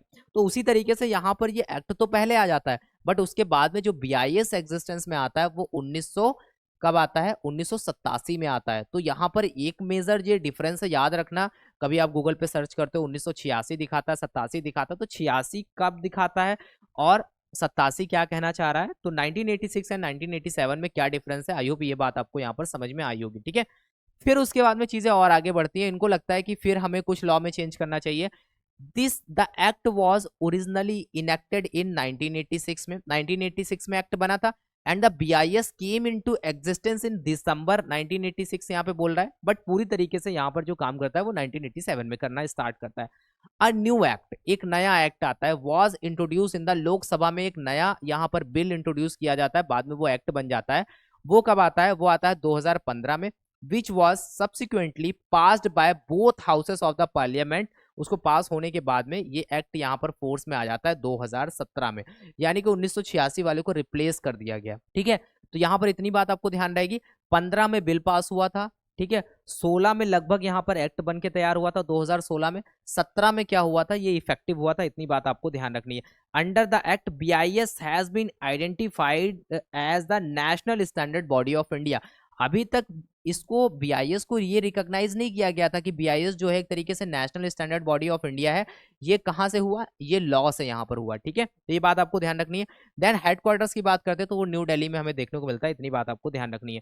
तो बीआईएस का मेन फंक्शन क्या है, बीआईएस का मेन फंक्शन ये है कि national standard body of India है, established under the BIS act 2016। मैंने आपको बताया 15 में बिल आया था, 2016 में एक्ट बनकर के तैयार हुआ था, 17 में इफेक्टिव हुआ था। तो अगर आपसे स्टेटमेंट में पूछा जाएगा बीआईएस जो है वो कब एस्टैब्लिश्ड हुआ था, तो 16 वाला जो एक्ट है उसके अंडर में इसका एस्टैब्लिशमेंट हुआ है, ठीक है, ये बात आपको ध्यान रखनी है। फिर उसके बाद में यहाँ पर क्या करता है बीआईएस, बीआईएस एक तरीके से डेवलपमेंट का काम करता है, स्टैंडर्ड डेवलपमेंट का काम करता है। साथ ही साथ देखोगे कि यहाँ पर क्वालिटी वगैरह जो होती है, जैसे सबसे इंपॉर्टेंट जो हाउस होल्ड प्रोडक्ट वगैरह हम यूज करते हैं उन पे आपको आईएसआई मार्क देखने को मिलता है। इसका मतलब वो प्रोडक्ट हमारे लिए सेफ है, तो हम एक भरोसा कर सकते हैं, ठीक है, क्योंकि यहाँ पर जो स्टैंडर्ड्स हैं बीआईएस के वो सभी यहाँ पर फॉलो किए गए हैं। तो आपको ऐसा कुछ यहाँ पर ये आईएसआई मार्क देखने को मिलेगा। तो देखो आईएसआई जो पहले था मार्क आज भी वही है, बट नाम यहाँ पर ऑर्गेनाइजेशन का बदल करके बीआईएस कर दिया गया है, तो ये चीज आपको यहाँ पर ध्यान रहेगी। उसके बाद में बीआईएस के कुछ स्टैंडर्ड्स हैं। तो बीआईएस अगर आपसे पूछा जाता है कि क्या है, वॉलंटरी इन नेचर है या फिर मैंडेटरी है, क्या बीआईएस लेना जरूरी है किसी भी फूड बिजनेस ऑपरेटर को या फिर अदर जो बिजनेस ऑपरेटर्स होते हैं अदर कमोडिटीज को लेकर के, तो यहां पर अगर आपसे पूछा जाता है तो बीआईएस वैसे तो वॉलंटरी इन नेचर है, बट जो डिफरेंट कुछ जैसे हम देखते हैं फूड लॉ है, फूड लॉ ने कुछ कमोडिटीज के लिए बीआईएस को यहां पर मैंडेटरी कर दिया है। वैसे बीआईएस देखा जाए तो वॉलंटरी इन नेचर है, बट कोई अदर लॉ चाहे तो वहां पर इसको मैंडेटरी कर सकता है। वही सेम किया किसने, food safety and standard regulation 2011 for the provision and restriction on sales जो होता है उसके द्वारा यहां पर इसको क्या किया गया, मैंडेटरी किया गया। तो जैसे कि इन्फेंट फॉर्मूला की बात करते हैं, मिल्क एंड सीरियल्स की बात करते हैं, प्रोसेस्ड सीरियल्स की बात करते हैं, उसके बाद में आप देखोगे फॉलो फॉर्मूला की बात करते हैं, पैकेज ड्रिंकिंग वाटर की बात करते हैं, पैकेज मिनरल वाटर है, मिल्क पाउडर है, स्किम्ड मिल्क है, उसके बाद में पार्शियली स्किम्ड मिल्क है या फिर कंडेंस्ड मिल्क है। तो इसके आगे ये जो आईएस ये नंबर्स लिखे हुए हैं, स्टैंडर्ड्स के नंबर्स लिखे हुए हैं, ठीक है। साथ ही साथ इन सभी के लिए यहाँ पर क्या है, मैंडेटरी है।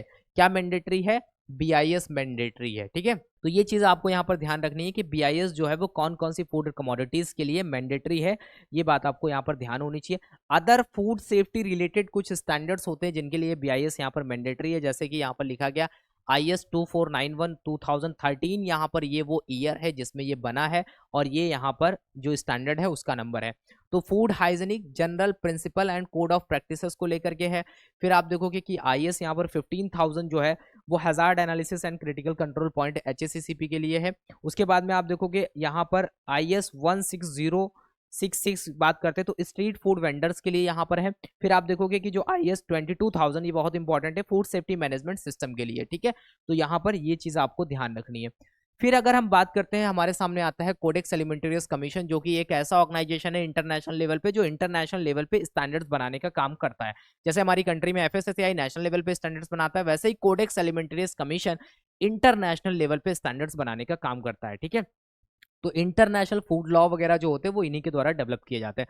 अब यहाँ पर एट प्रेजेंट अगर हम कोडेक्स एलिमेंटेरियस कमीशन की बात करते हैं तो इसमें कितने मेंबर हैं, इसमें देखो एट प्रेजेंट यहाँ पर 189 मेंबर है। सबसे पहली बात आती है कोडेक्स को बनाया किसने, तो कोडेक्स को बनाने वाले जो पेरेंट ऑर्गेनाइजेशन है वो है WHO एंड FAO। ये दोनों ऑर्गेनाइजेशन जो है वो मिल करके डिस्कस करते हैं। उसके बाद में इनको एक ऐसा लगता है कि इस इंटरनेशनल लेवल पे फूड को लेकर के स्टैंडर्ड्स को लेकर के काम करना बहुत जरूरी है, तभी ये दोनों ऑर्गेनाइजेशन आपस में डिस्कस करते हैं। World health organisation and food and agriculture organisation 1962 में यहाँ पर ये लगभग बन के तैयार हो जाता है। तो पूरी तरीके से मई 1963 में कोडेक्स एलिमेंटेरियस कमीशन जो है वो एक तरीके से स्टार्ट हो जाता है। अगर हम इसमें मेंबर की बात करते हैं तो बहुत सारे कंट्रीज जो है वो यहाँ पर एज अ मेंबर हैं। तो 189 मेंबर यहाँ पर आपको देखने को मिलते हैं। इसका हेडक्वार्टर की बात करें तो वो हमें रोम में देखने को मिलता है।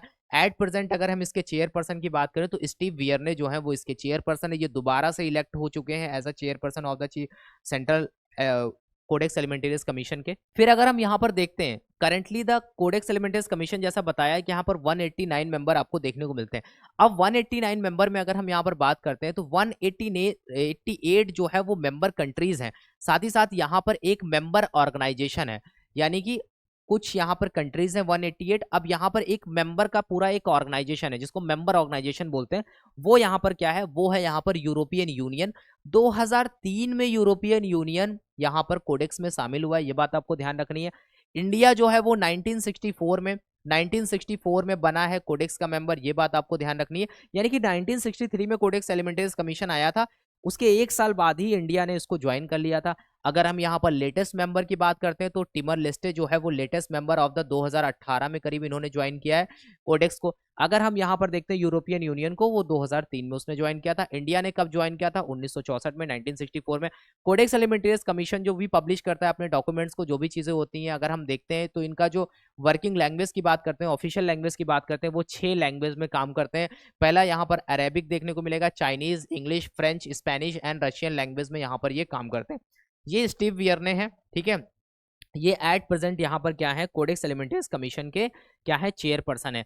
आपसे पूछा जाता है कि जो कोडेक्स एलिमेंट्रियस कमीशन है, जो कोडेक्स स्टैंडर्ड्स बनाए जाते हैं, वो किसके द्वारा यहाँ पर यूज किए जाते हैं? तो कोडेक्स स्टैंडर्ड्स की अगर हम बात करते हैं तो यूज्ड बाय इट्स मेंबर, जो यहाँ पर इसके जो मेंबर्स होते हैं वो अपनी अपनी कंट्री में हेल्थ को प्रोटेक्ट करने के लिए, कंज्यूमर की हेल्थ को प्रोटेक्ट करने के लिए, और जो फेयर प्रैक्टिसेस को लेकर के जो ट्रेड होता है उसको इंश्योर करने के लिए, वो सारी चीज़ों को काम करने के लिए, इंप्लीमेंट करने के लिए सारे जो मेंबर्स होते हैं वो इसका यूज़ करते हैं, ठीक है। तो सबसे मेन जब हम इंटरनेशनल फूड लॉ की बात करते हैं तो वहाँ पर यही चीज़ बोली जाती है, मेन काम क्या है, कंज्यूमर की हेल्थ को प्रोटेक्ट करना।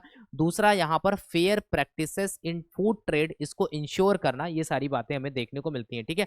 Protect the consumer health, ensure the fair practices, साथ ही साथ promote coordination of all food standard work. यहाँ पर आपको देखने को मिलेगा, ये पिक्चर आपको देखने को मिलेगी, बीच में एफएसएसएआई के चीफ एग्जीक्यूटिव ऑफिसर हैं, और यहाँ पर एफएसएसएआई बोल रहा है कि 60 ईयर हम सेलिब्रेट कर रहे हैं कोडेक्स एलिमेंट्रियस कमीशन के। तो यहाँ पर कोडेक्स एलिमेंट्रियस कमीशन को ज्वाइन किए हुए इंडिया को लगभग 60 साल यहाँ पर हो चुके हैं, ठीक है। उसके बाद में आगे बढ़ते हैं तो यहाँ पर एक चीज आपको ध्यान रखनी है, तो कोडेक्स एलिमेंट्रियस कमीशन की जब बात करते हैं तो यहाँ पर कुछ सेशंस वगैरह भी होते हैं। तो कोडेक्स सेशन की अगर हम बात करते हैं तो यहाँ पर 44th यहाँ पर 44वां जो सेशन हुआ था कोडेक्स एलिमेंट्रियस कमीशन का, उसमें स्टीव वियर ने बने थे क्या, ये कहाँ के हैं, ये यूनाइटेड किंगडम के हैं, ये 20वें यहाँ पर चेयरपर्सन इलेक्ट हुए थे। उसके बाद में दोबारा से फिर से इनको यहाँ पर सेलेक्ट किया गया है, तभी इस टाइम पे भी आपको यहाँ पर देखने को मिलते हैं। तो कोडेक्स का जो फर्स्ट सेशन हुआ था वो कब हुआ था? वो हुआ था 1963 में। First chairperson of the JL Harvey जो कि यूएसए के थे, वो फर्स्ट चेयरपर्सन थे। उसके बाद में फर्स्ट सेशन जो चला था वो 25 जून से 3 जुलाई तक चला था। उसके बाद में प्लेस की बात करते कहाँ पर हुआ था? FAO हेडक्वार्टर रोम में हुआ था, ठीक है। तो यहाँ पर ये चीज आपको देखने को मिलेगी। तो आपको ये चीज ध्यान FAO जो है और एक WHO है, दोनों ने मिलकर के बनाया है। तो कभी कुछ सेशन FAO के हेडक्वार्टर में होते हैं, कभी कुछ सेशन जो होते हैं वो WHO के हेडक्वार्टर में होते हैं। WHO के हेडक्वार्टर में जब भी होगा तो वो जेनेवा में होगा, FAO के हेडक्वार्टर में जब भी होगा कोई सेशन तो वो कहाँ पे होगा? रोम में होगा, ठीक है। 46 जो सेशन हुआ था वो हुआ था लेटेस्ट, जो अगर हम देखते हैं यहाँ पर तो 27 नवंबर से 2 दिसंबर 2023 के बीच में हुआ था। उसके बाद में प्लेस क्या थी? FAO का हेडक्वार्टर था, रोम में था। उसके बाद में जो 47 सेशन होने वाला है वो होगा 25 नवंबर 2024 से 30 नवंबर 2024। तो इसका जो हेडक्वार्टर है कहाँ पर होगा, मतलब प्लेस क्या रहेगी? वो होगा WHO का हेडक्वार्टर, कहाँ पे? जेनेवा, स्विट्जरलैंड में, ठीक है। इतनी बात आपको ध्यान रहेगी। देन उसके बाद में यहाँ पर कुछ इंपॉर्टेंट कमिटीज हैं, इंपॉर्टेंट कोडेक्स कमिटी है, इसमें कुछ कमिटीज हैं जो आपको ध्यान रखनी है। देखो सबसे पहली बात यहाँ पर जनरल जो सब्जेक्ट कमिटीज है कोडेक्स की उनके बारे में मेंशन किया गया। यहाँ पर कोऑर्डिनेटिंग कमिटी है उनके बारे में मेंशन किया गया। यहाँ पर कमोडिटी कमिटी है उनके बारे में मेंशन किया गया। सबसे इंपॉर्टेंट जो है वो आपको यहाँ पर ध्यान रखना है, CCSCH codex committee on spices and culinary herbs, क्योंकि इसके लिए यहाँ पर जो होस्ट मेंबर है वो कौन है? इंडिया है। तो इसको आपको नहीं भूलना है। बाकी के जो भी हैं इनको भी आप यहाँ पर स्क्रीनशॉट वगैरह ले सकते हो, इसको आप पढ़ सकते हो। बट आपके लिए सबसे ज्यादा इंपॉर्टेंट जो है वो यहाँ पर इंडिया को लेकर के जो है Codex committee on spices and culinary herbs, क्योंकि हम मसाले के लिए बहुत ज्यादा फेमस है, इसी वजह से इंडिया जो है वो यहाँ पर एज अ होस्ट मेंबर है, ठीक है। उसके बाद में देखो यहाँ पर कुछ और जैसे कमिटीज वगैरह की अगर हम बात करते हैं, कंटामिनेंट्स को लेकर के जो कमिटी है उसको अगर हम देखें यहाँ पर कौन होस्ट करता है? नीदरलैंड करता है। फिर आप देखोगे जैसे कमिटी ऑन फूड हाइजीन हो गया, फूड एडिटिव वाले में चाइना है, और यहाँ पर आप देखोगे जो codex committee on food hygiene है उसमें USA है। उसके अलावा जब हम कोऑर्डिनेटिंग कमिटी की बात करते हैं तो इसके लिए यहाँ पर सबसे इंपॉर्टेंट ये है आपके लिए कि जो FAO और जो WHO की जो कोऑर्डिनेटिंग कमिटी है फॉर एशिया, इसमें कौन है? चाइना एक तरीके से यहाँ पर कोऑर्डिनेटर है। ये बात आपको ध्यान रखनी चाहिए, क्योंकि यहाँ ऑलरेडी किसी ना किसी स्टेट FSO में ये हमसे पूछा जा चुका है, स्पेशली त्रिपुरा में हमसे पूछा गया था, ठीक है। तो यहाँ पर चाइना जो है वो यहाँ पर करेक्ट होगा। कहीं कहीं पर जो पुरानी वेबसाइट से वहाँ पर अभी भी इंडिया मेंशन है, तो इंडिया नहीं है। तो कोऑर्डिनेटिंग कमिटी फॉर एशिया की जब हम बात करते हैं तो यहाँ पर चाइना जो है वो एक तरीके से कोऑर्डिनेटर है, ठीक है। इतनी बात आपको ध्यान रहेगी। देन यहाँ पर हम बात करते हैं फूड सेफ्टी इंडेक्स को लेकर के। देखो 2022-23 का ही लेटेस्ट डेटा हमारे पास में है। अब अगर हम 23-24 की बात करते हैं तो वो रिलीज होगा 7 जून को 2024। तो आपका एग्जाम लगा है 27 को, तो इससे पहले अगर आपसे पूछा जाता है तो यही आपको डेटा याद रखना है। तो यहां पर आपको क्या ध्यान रखना है, फूड सेफ्टी इंडेक्स हर साल 7 जून को world food safety day celebrate किया जाता है, तो इंडिया भी सेलिब्रेट करता है। तो इंडिया जब सेलिब्रेट करता है तो हर साल इंडिया क्या करता है, अपनी कंट्री में एक तरीके से स्टेट की एक रैंकिंग निकालता है कि कौन सा स्टेट है। इन सारी चीजों को देखा जाता है, ध्यान रखा जाता है कि किसका, वहां पर आप देखोगे कि पूरी तरीके से इन्फोर्समेंट सिस्टम की अगर हम बात करते हैं, फूड हाइजीन की अगर हम बात करते हैं, तो कई सारे पैरामीटर्स को ध्यान में रखते हुए यहाँ पर ये रैंकिंग निकाली जाती है। तो यहाँ पर कुछ स्टेट जो होते हैं वो टॉप करते हैं, कुछ स्टेट यहाँ पर देखोगे सबसे पीछे रह जाते हैं। तो यहाँ पर कंटिन्यूसली ये देखने को मिलता है, जो स्टेट आपको देखने को मिलेंगे वही आपस में आप देखोगे कॉम्पिटिट करते रहते हैं, कभी फर्स्ट रैंक, कभी थर्ड रैंक, कभी सेकंड रैंक, ऐसे करके आपको देखने को मिलेगा। तो यहाँ पर FSSAI has developed the state food safety index, जो है FSSAI ने डेवलप किया है। अब ये सबसे फर्स्ट टाइम जब लॉन्च हुआ था 2018-19 में लॉन्च हुआ था, ठीक है। उसके बाद में तब से यहाँ पर ये चीजें हमें देखने को मिलती हैं। अब यहाँ पर जब इस बार जब सेलिब्रेट किया था world food safety day 7 June 2023 को, तो उसका जो थीम था यूएन की तरफ से वो था फूड स्टैंडर्ड सेव लाइव्स, ठीक है। तो ये आपको ध्यान रखना है। देन अगर हम बात करते हैं, it is celebrated on the 7 June every year, हम इसको सेलिब्रेट करते हैं, 2019 से इसको हम सेलिब्रेट कर रहे हैं। Following a resolution by the united nation general assembly के द्वारा इसको लाया गया था, ठीक है। तो उस वजह से यहाँ पर हम अपनी कंट्री में भी इसको सेलिब्रेट करते हैं। जो जो इंडेक्स एक बनाया जाता है, जो फूड सेफ्टी का इंडेक्स हम बनाते हैं, this index is based on the performance. हम देखते हैं कि स्टेट का क्या परफॉर्मेंस है। तो इसमें हम मेजर यहाँ पर कुछ 5 पैरामीटर्स को लेकर के चलते हैं, जैसे human resources and institutional data को ध्यान में रखते हैं। साथ ही साथ हम कंप्लायंस को ध्यान में रखते हैं कि कितना कंप्लायंस फॉलो हो रहा है किसी पर्टिकुलर स्टेट में। फूड टेस्टिंग एंड इंफ्रास्ट्रक्चर को हम देखते हैं, साथ ही साथ टेस्टिंग एंड कैपेसिटी बिल्डिंग को देखते हैं, एंड हम कंज्यूमर एम्पावरमेंट को यहाँ पर ध्यान में रखते हुए चलते हैं। देन हम यहाँ पर अपनी जो है वो रैंक वगैरह यहाँ पर प्रोवाइड करते हैं। तो world food safety day celebrate organise by the food safety and standard authority of India held on 7 June 2023 में इसको सेलिब्रेट किया गया। कहाँ पे, विज्ञान भवन न्यू दिल्ली में, ठीक है। इतनी बात आपको ध्यान रहेगी। तो यहाँ पर हर साल रैंकिंग निकाली जाती है। अब हमारे पास में जो लेटेस्ट डेटा है वो 2022-23 का है, क्योंकि 23-24 वाला डेटा 7 जून 2024 को आएगा। तो इसमें टॉप करता है केरला। अब यहाँ पर जब ये रैंकिंग प्रोवाइड करते हैं तो यहाँ पर 3 तरीके से यहाँ पर कैटेगरीज में डिवाइड किया गया। सबसे पहले एक रैंकिंग निकाली जाती है जो ऑल ओवर स्टेट्स होते हैं, जो लार्ज स्टेट होते हैं, जो बड़े स्टेट होते हैं, उनकी रैंकिंग अलग निकलती है। जो स्मॉल स्टेट होते हैं उनकी रैंकिंग अलग निकलती है, या फिर यूनियन टेरिटरी की जो रैंकिंग होती है वो अलग निकलती है। या फिर हम इसको अगर हम बोलें ओवरऑल जो स्टेट रैंकिंग अगर पूछता है, या फिर लार्ज स्टेट में पूछा है, या फिर ओवरऑल में पूछता है आपसे, तो उसमें यहाँ पर केरला जो है वो टॉप करता है। 5th स्टेट, यानी कि 2019 से स्टार्ट हुआ था, अभी तक यहाँ तक 5 स्टेट फूड सेफ्टी इंडेक्स आ चुके हैं। 2024 में जो आएगा वो छठा होगा, ठीक है। केरला यहाँ पर टॉप करता है, पंजाब सेकंड रैंक पे आता है, तमिलनाडु यहाँ पर थर्ड होता है। यहाँ पर लिखा गया है कि इसके पहले तमिलनाडु ने टॉप किया था, बट केरला ने इस बार उसको पीछे किया और यहाँ पर पहली रैंक हासिल की।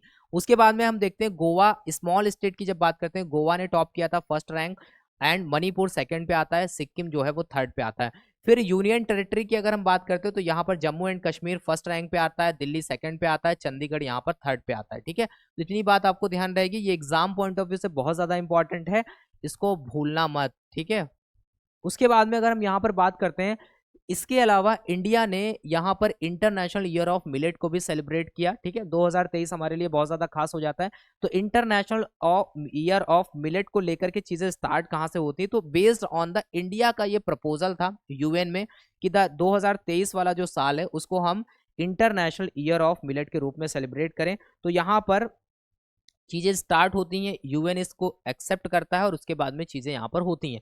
तो the united nation general assembly at its 75th session in March 2021 declared, ये डिक्लेयर करते हैं कि 2023 जो होगा उसको हम इंटरनेशनल ईयर ऑफ मिलेट के रूप में सेलिब्रेट करेंगे, जिससे हम जो मिलेट होता है उसके बेनिफिट्स के बारे में लोगों को बता सकें, लोगों को अवेयर करा सकें। तो आप देखोगे कि मिलेट्स का कंजम्पशन आप देखोगे पहले तो बहुत सारे लोग करते थे, बट अभी धीरे धीरे कम हो रहा है, लेकिन उसके बहुत ज्यादा बेनिफिट्स होते हैं, फायदे होते हैं। इन सारी चीजों को बताने के लिए पूरे वर्ल्ड लेवल पे इंटरनेशनल ईयर ऑफ मिलेट का यहाँ पर एक तरीके से सेलिब्रेशन किया गया। इससे रिलेटेड और कुछ इंपॉर्टेंट बातें हैं जो आपको पता होनी चाहिए।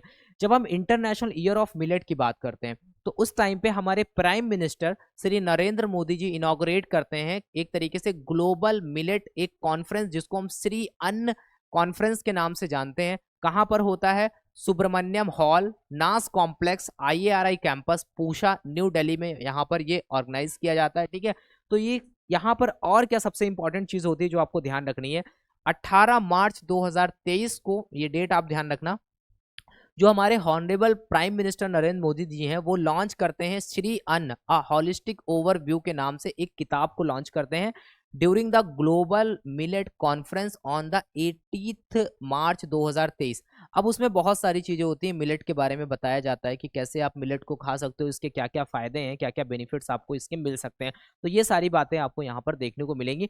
तो ये 2 दिन का एक ग्लोबल कॉन्फ्रेंस हमें देखने को मिलता है। तो ये जो बुक का नाम है इसको बिल्कुल मत भूलना, याद रखना। ठीक है, उसके बाद में बात आती है वर्ल्ड फूड डे। हम पीछे बात कर रहे थे फूड सेफ्टी डे की। World food safety day and world food day दोनों डिफरेंट है। फूड सेफ्टी डे की हम बात करते हैं तो 7 जून को सेलिब्रेट करते हैं। वर्ल्ड फूड डे की बात करते हैं तो हम सेलिब्रेट करते हैं 16 अक्टूबर को। ये बात आपको ध्यान रखनी है।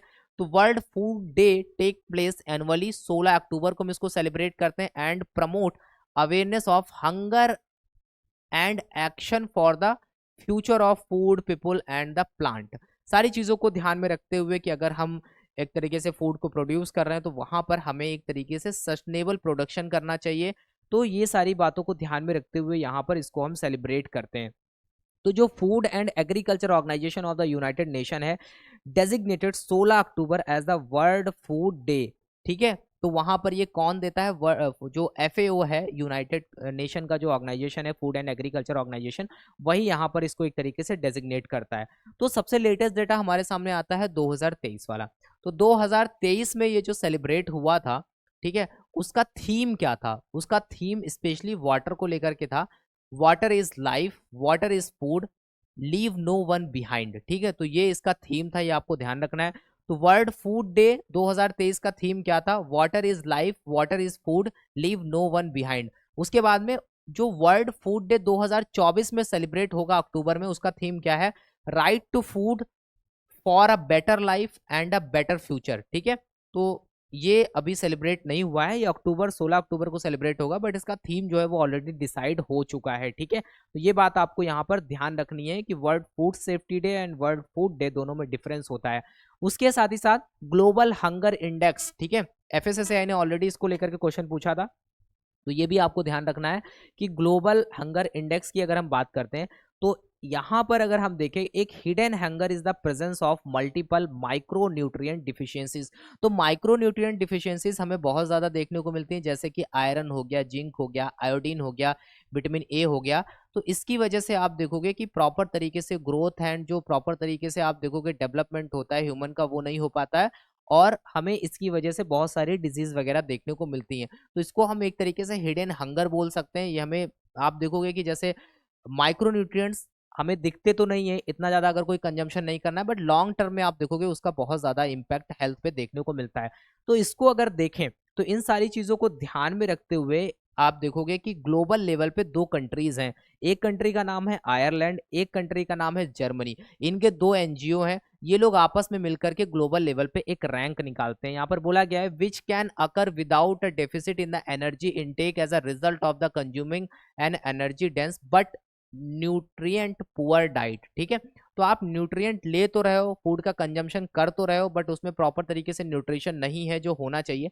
इन सारी चीजों को ध्यान में रखते हुए ये एक रैंक निकालते हैं। तो 2023 में यहाँ पर इन्होंने लगभग 125 कंट्रीज को यहाँ पर कंसीडर किया। 125 कंट्रीज में इनका ये कहना है कि जो इंडिया की जो रैंक है वो 111 है, यानी कि इंडिया की हालत बहुत ज्यादा खराब है। जबकि हम यहाँ पर इतना ज्यादा प्रोडक्शन करते हैं चीजों का, उसके बावजूद अगर हम देखें तो यहाँ पर आप देखोगे कि 125 में हम 111वें नंबर पे आते हैं। ठीक है, इकोनॉमी वाइज देखोगे तो हम बहुत ज्यादा देखने को मिलता है कि हम बहुत ज्यादा हमारी ग्रोथ हो चुकी है, हम बहुत आगे बढ़ चुके हैं। लेकिन हम ये सब डेटा जब देखते हैं तो आपको देख के लगेगा कि हम 125 कंट्री में हमारे इतने खराब हाल हैं कि हम 111 पे हैं। ठीक है, अब ये डेटा कितना सच है कितना नहीं है वो सारी चीजें हम डिस्कस करेंगे बाद में कभी।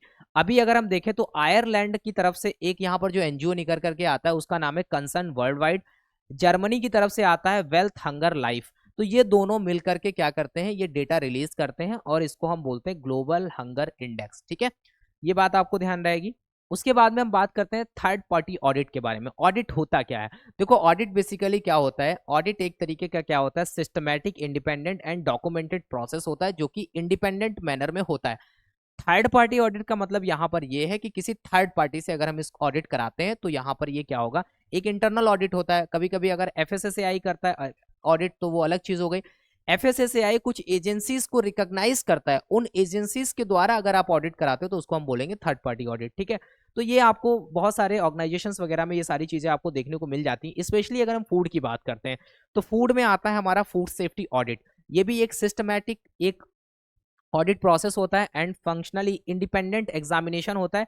इसमें हम क्या चेक करते हैं, इसमें जब ऑडिट होता है तो हम सैनिटरी एंड हाइजीनिक जो कंप्लायंस होते हैं as per the schedule number 4 of the food safety standard regulation 2011, तो उसके अकॉर्डिंग यहाँ पर देखा जाता है कि जो भी फूड सेफ्टी मेजर्स वगैरह हैं एचएसीसीपी के अकॉर्डिंग जो भी चीजें हैं उन सभी चीजों को फॉलो किया जा रहा है या नहीं किया जा रहा है, तो उसको हम फूड सेफ्टी ऑडिट बोलते हैं।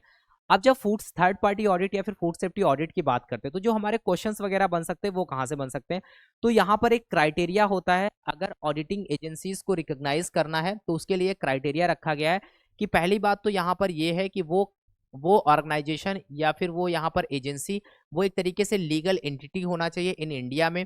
They should have the valid accreditation होना चाहिए, जैसे कि ISO EC 17020 या फिर आप देखोगे कि 17021, ये दो नंबर है, इनको लेकर के ऑलरेडी क्वेश्चन पूछा जा चुका है, एफएसएसएआई में पूछा गया। याद रखना है कि कौन सा यहाँ पर एक्रेडिटेशन को लेकर के कौन सा ISO नंबर होना चाहिए, ये बात आपको यहाँ पर ध्यान रखनी है। ठीक है, उसके बाद में accreditation body is the member of IAF यानी कि इंटरनेशनल एक्रेडिटेशन फोरम का वो मेंबर होना चाहिए जो एक्रेडिटेट कर रही है। जो बॉडी यहाँ पर वैलिड एक्रेडिटेशन प्रोवाइड कर रही है वो बॉडी भी एक तरीके से IAF का मेंबर होना चाहिए, तभी वैलिड माना जाएगा। साथ ही साथ जो यहाँ पर एजेंसी है उसके पास में मिनिमम 3 क्वालिफाइड ऑडिटर होने चाहिए। उसके साथ ही साथ it is desirable to have a indemnity insurance. ठीक है, तो ये सारी चीजें उनके पास में होनी चाहिए।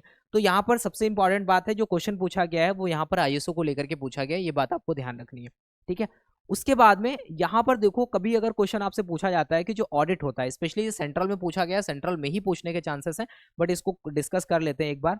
अगर यहाँ पर ऑडिट वगैरह होता है तो ऑडिट का एक फ्रिक्वेंसी होता है कि अगर आप ऑडिट कर रहे हो तो 6 मंथ में होगा, साल में 2 बार होगा, 3 बार होगा, तो कैसे क्या होगा, तो उसको लेकर के अगर हम देखें तो यहाँ पर जो प्रोडक्ट है उसको मेंशन किया गया है। उसके बाद में यहाँ पर ऑडिट स्कोर रेंज मेंशन किया गया है और उसके बाद में यहाँ पर ऑडिट फ्रीक्वेंसी मेंशन करी गई। तो फ्रीक्वेंसी को लेकर के क्वेश्चन पूछे जाने के ज्यादा चांसेस होते हैं। देखो अगर कोई डेयरी प्रोडक्ट्स है, ठीक है, अगर हम उसकी बात करते हैं तो वो हमें देखने को मिलेगा स्कोर रेंज यहाँ पर 81 से 100 रखा गया, 100% तक। इसको आपको साल में 1 बार कराना है। ठीक है, उसके बाद में अगर यहाँ पर आप देखोगे कि स्कोर रेंज अगर कम हो रहा है तो आप देखोगे कि इसको आपको 9 महीने में कराना है 1 बार। उसके बाद में आप देखोगे कि स्कोर और कम हो जा रहा है तो आपको 1 इन 6 मंथ आपको यहाँ पर कराना होगा। ठीक है, तो इसके ऊपर स्कोर के ऊपर डिपेंड करता है कि ऑडिट की जो फ्रीक्वेंसी है वो क्या होगी। देन आप देखोगे जैसे फैट्स वगैरह हो गया, इसमें आप देखोगे कि यहाँ अगर हम स्कोर की बात करते तो 1 इन 18 मंथ आपको देखने को मिलेगा। जैसे जैसे यहाँ पर स्कोर कम होता जाएगा वैसे वैसे आप देखोगे कि जो फ्रीक्वेंसी है वो बढ़ती जाएगी। ठीक है, वैसे आप एडिबल आइसेस या फिर इंक्लूडिंग शरबत की बात करते हैं तो वहां पर आप देखोगे 18 मंथ में ही है। फिर आप देखोगे फ्रूट एंड वेजिटेबल्स की बात करते हैं उसमें भी इनिशियली 18 मंथ पे ही है।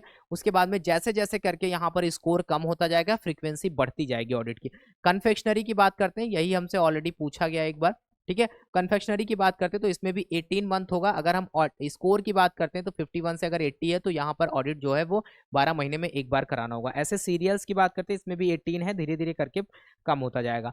फिर आप देखोगे ऐसे ही आप देखोगे कि यहाँ पर जितनी कैटेगरीज हैं टोटल आपको देखने को मिलेगा, टोटल यहाँ पर आपको जितनी कैटेगरीज देखने को मिलती हैं 17 कैटेगरीज के करीब में, तो वो सारी कैटेगरीज के अकॉर्डिंग यहाँ पर ऑडिट स्कोर वगैरह मेंशन किया गया, साथ ही साथ कितनी बार कराना होगा वो यहाँ पर मेंशन किया गया। इसका आप स्क्रीनशॉट ले सकते हो, इसको आप पढ़ सकते हो।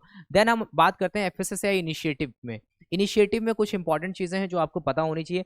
एफएसएसएआई ये इनिशिएटिव इस वजह से लेकर के आया, सबसे पहली बात थी जो हमारे एक्ट में लिखा गया था कि जो सेफ एंड न्यूट्रिशियस फूड जो है वो कंज्यूमर को मिलना चाहिए। उन सारी चीज़ों को प्रमोट करने के लिए, कंज्यूमर को अवेयर करने के लिए ये सारे इनिशिएटिव स्टार्ट किए गए।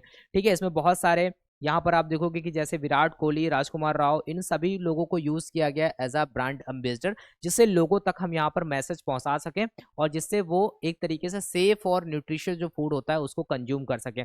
तो FSSAI initiative to promote the safe and जो हेल्दी डाइट है उसको प्रमोट करने के लिए यहाँ पर चीज़ें स्टार्ट करी गई। ठीक है, उसके बाद में यहाँ पर मेन यही था, सेफ एंड न्यूट्रिशियस फूड जो है वो पूरी तरीके से यहाँ पर हम प्रमोट कर सकें। इसको लेकर के एक नेशन वाइड कैंपेन्स वगैरह चलाए गए, जिसको हम आज के टाइम पे बोलते हैं eat right India. Eat right India जब कैंपेन स्टार्ट किया गया, उसके साथ ही साथ आप देखोगे कि यहाँ पर उसी टाइम पे आप देखोगे कि एक स्वस्थ भारत यात्रा निकाली गई। गांधी जी का जो साल्ट या डांडी मार्च जो था उसको लेकर के अगर हम देखते हैं तो उससे इंस्पायर होकर के यहाँ पर एफएसएसएआई ने स्वस्थ भारत यात्रा जो है वो निकाली थी। अब इसमें क्या खास था इस बात को समझो। जो स्वस्थ भारत यात्रा थी वो यहाँ पर वर्ल्ड की बिगेस्ट साइक्लोथॉन था, यानी कि साइकिल से यहाँ पर ये यात्रा निकाली गई थी। ठीक है, अब उसके बाद में ये जो ईट राइट इंडिया या फिर ईट राइज इज की बात करते हैं हम वहां पर, तो यहाँ पर देखोगे कि ये जो साइक्लोथॉन है ये कब स्टार्ट होता है। एक तरीके से ये स्टार्ट होता है 16 अक्टूबर 2018 को। तो 16 अक्टूबर क्या है? 16 अक्टूबर है वर्ल्ड फूड डे। तो वर्ल्ड फूड डे की जो हम बात करते हैं तो 16 अक्टूबर को ये स्टार्ट होता है और उसके बाद में यहाँ पर कहाँ कहाँ से ये स्टार्ट होती है, डिफरेंट 6 लोकेशन से ये हमारा साइक्लोथॉन स्टार्ट होता है। जो यात्रा स्टार्ट होती है वो स्टार्ट होती है लेह से, पणजी से, तिरुवनंतपुरम से, पुडुचेरी से, कोलकाता से, अगरतला से। ये जो 6 डिफरेंट लोकेशंस थी यहाँ से स्टार्ट होती है और इसमें लगभग आप देखोगे कि यहाँ पर 10,000 से भी ज़्यादा यहाँ पर वॉलंटियर्स जो है वो पार्टिसिपेट करते हैं। 20,000 किलोमीटर अक्रॉस 36 स्टेट्स यहाँ पर कवर करते हैं। इसके साथ ही साथ ये मैसेज देते हुए चलते हैं, eat safe, eat healthy and eat fortified. तो यहाँ पर ये मैसेज देते हुए एक तरीके से ये साइक्लोथॉन लगाए। ये क्या है? एक तरीके का ये अवेयरनेस प्रोग्राम है कि एक तरीके से एक अवेयरनेस कैंपेन है जो एफएसएसएआई के द्वारा रन किया गया है कि बताया जा सके कि आपको safe and nutritious food he consume करना है। ईट सेफ, ईट हेल्दी और साथ ही साथ फोर्टिफिकेशन पे भी बहुत ध्यान दिया गया कि अगर आप फूड कंज्यूम कर रहे हो तो वो फोर्टिफाइड होना चाहिए। तो यहाँ पर लिखा भी गया, दिस यात्रा is a part of the eat right India जो मूवमेंट था उसका एक तरीके से पार्ट है। कौन? एक तरीके से ये जो यात्रा यहाँ पर स्टार्ट हुई। अब ये जो यात्रा यहाँ पर स्टार्ट होती है ये पूरी कंट्री में होती है। ठीक है, साथ ही साथ स्टार्ट कब होती है? 16 अक्टूबर को स्टार्ट होती है और ये पहुंचते हैं कब? दिल्ली में यहाँ पर इसको लेकर के पहुंचते हैं 27 जनवरी 2019 में सभी लोग वहां पर पहुंचते हैं। फिर उसके बाद में चीजें वहां पर होती हैं। तो ये चीज आपको यहाँ पर ध्यान रखनी है कि साइक्लोथॉन क्या था, कब किया गया था, कैसे किया गया था। जब हम एफएसएसएआई इनिशिएटिव की बात करते हैं, एफएसएसएआई इनिशिएटिव को डिवाइड किया गया है मेजर 3 कैटेगरीज में। अगर आपसे क्वेश्चन पूछेगा तो ये आपसे पूछेगा इसमें से कौन सा डिमांड साइड इनिशिएटिव है, इसमें से कौन सा सस्टेनेबिलिटी इनिशिएटिव है, इसमें से कौन सा सप्लाई साइड इनिशिएटिव है। तो ये एग्जांपल्स आपके लिए एग्जाम पॉइंट ऑफ व्यू से बहुत ज्यादा इंपॉर्टेंट है, इनको ध्यान रखना। जब हम बात करते हैं सप्लाई साइड इनिशिएटिव की तो इसमें यहाँ पर 2 मेन कैटेगरीज में डिवाइड किया गया। सबसे पहला है ट्रेनिंग एंड कैपेसिटी बिल्डिंग, उसका सबसे बड़ा एग्जांपल है फोस्टैक। फिर अगर हम बात करते हैं जो बेंच मार्किंग एंड जो सर्टिफिकेशन स्कीम होती है उसमें सबसे बड़ा एग्जांपल है क्लस्टर सर्टिफिकेशन। क्लस्टर सर्टिफिकेशन में अगर हम देखते हैं तो क्लीन स्ट्रीट फूड हब भोग हो गया। ठीक है, आप देखोगे क्लीन एंड जो फ्रेश वेजिटेबल्स हैं, इसके बाद में ईट राइट स्टेशन, ये सब क्या है? ये सब क्लस्टर इनिशिएटिव है। इसके साथ ही साथ आप देखोगे हाइजीन रेटिंग है, रेस्टोरेंट एंड अदर जो कैटरिंग एस्टेब्लिशमेंट है, मीट शॉप्स हो गया, स्वीट शॉप्स हो गया, इनको सबको इंक्लूड किया गया है bench marking and certification scheme में। देन हम अगर आगे बढ़ते हैं डिमांड साइड इनिशिएटिव, तो एग्जांपल्स ध्यान रखना कौन किस में है। तो इसको यहाँ पर डिवाइड किया गया है 3 कैटेगरीज में रखा गया है, बिल्डिंग कंज्यूमर अवेयरनेस, उसके बाद में एड्रेसिंग अडल्ट्रेशन, फिर उसके बाद में इनेबलिंग हेल्दी चॉइस। तो 3 में जो डिवाइड किया गया उसमें सबसे पहला जो बिल्डिंग कंज्यूमर अवेयरनेस है उसमें आप देखोगे कि कंज्यूमर अवेयरनेस कैसे प्रोवाइड कर रहे हैं। इसमें सबसे बड़ा एग्जांपल है eat right campus, eat right school. ठीक है, उसमें क्या होता है ईट राइट कैंपस और स्कूल, उसमें बुक्स वगैरह को रिलीज किया गया कि अगर आप कैंपस में हो तो कैसे वहां पर आप हाइजीन मेंटेन कर सकते हो। फिर यहाँ पर अडल्ट्रेशन की जब बात आती है तो सबसे फूड सेफ्टी ऑन व्हील का एग्जांपल आता है, डार्ट बुक का एग्जांपल आता है जिसमें हम डिटेक्ट कर सकते हैं अडल्ट्रेशन को अपने घर पे। ठीक है, एक तरीके से रैपिड टेस्ट के थ्रू। उसके बाद में आप देखो कि यहाँ पर मैजिक बुक आता है, कंज्यूमर कनेक्ट आता है, ये सब क्या है? मिथ बस्टर हो गया। ये सब एक तरीके से किसमें है? डिमांड साइड इनिशिएटिव में आते हैं।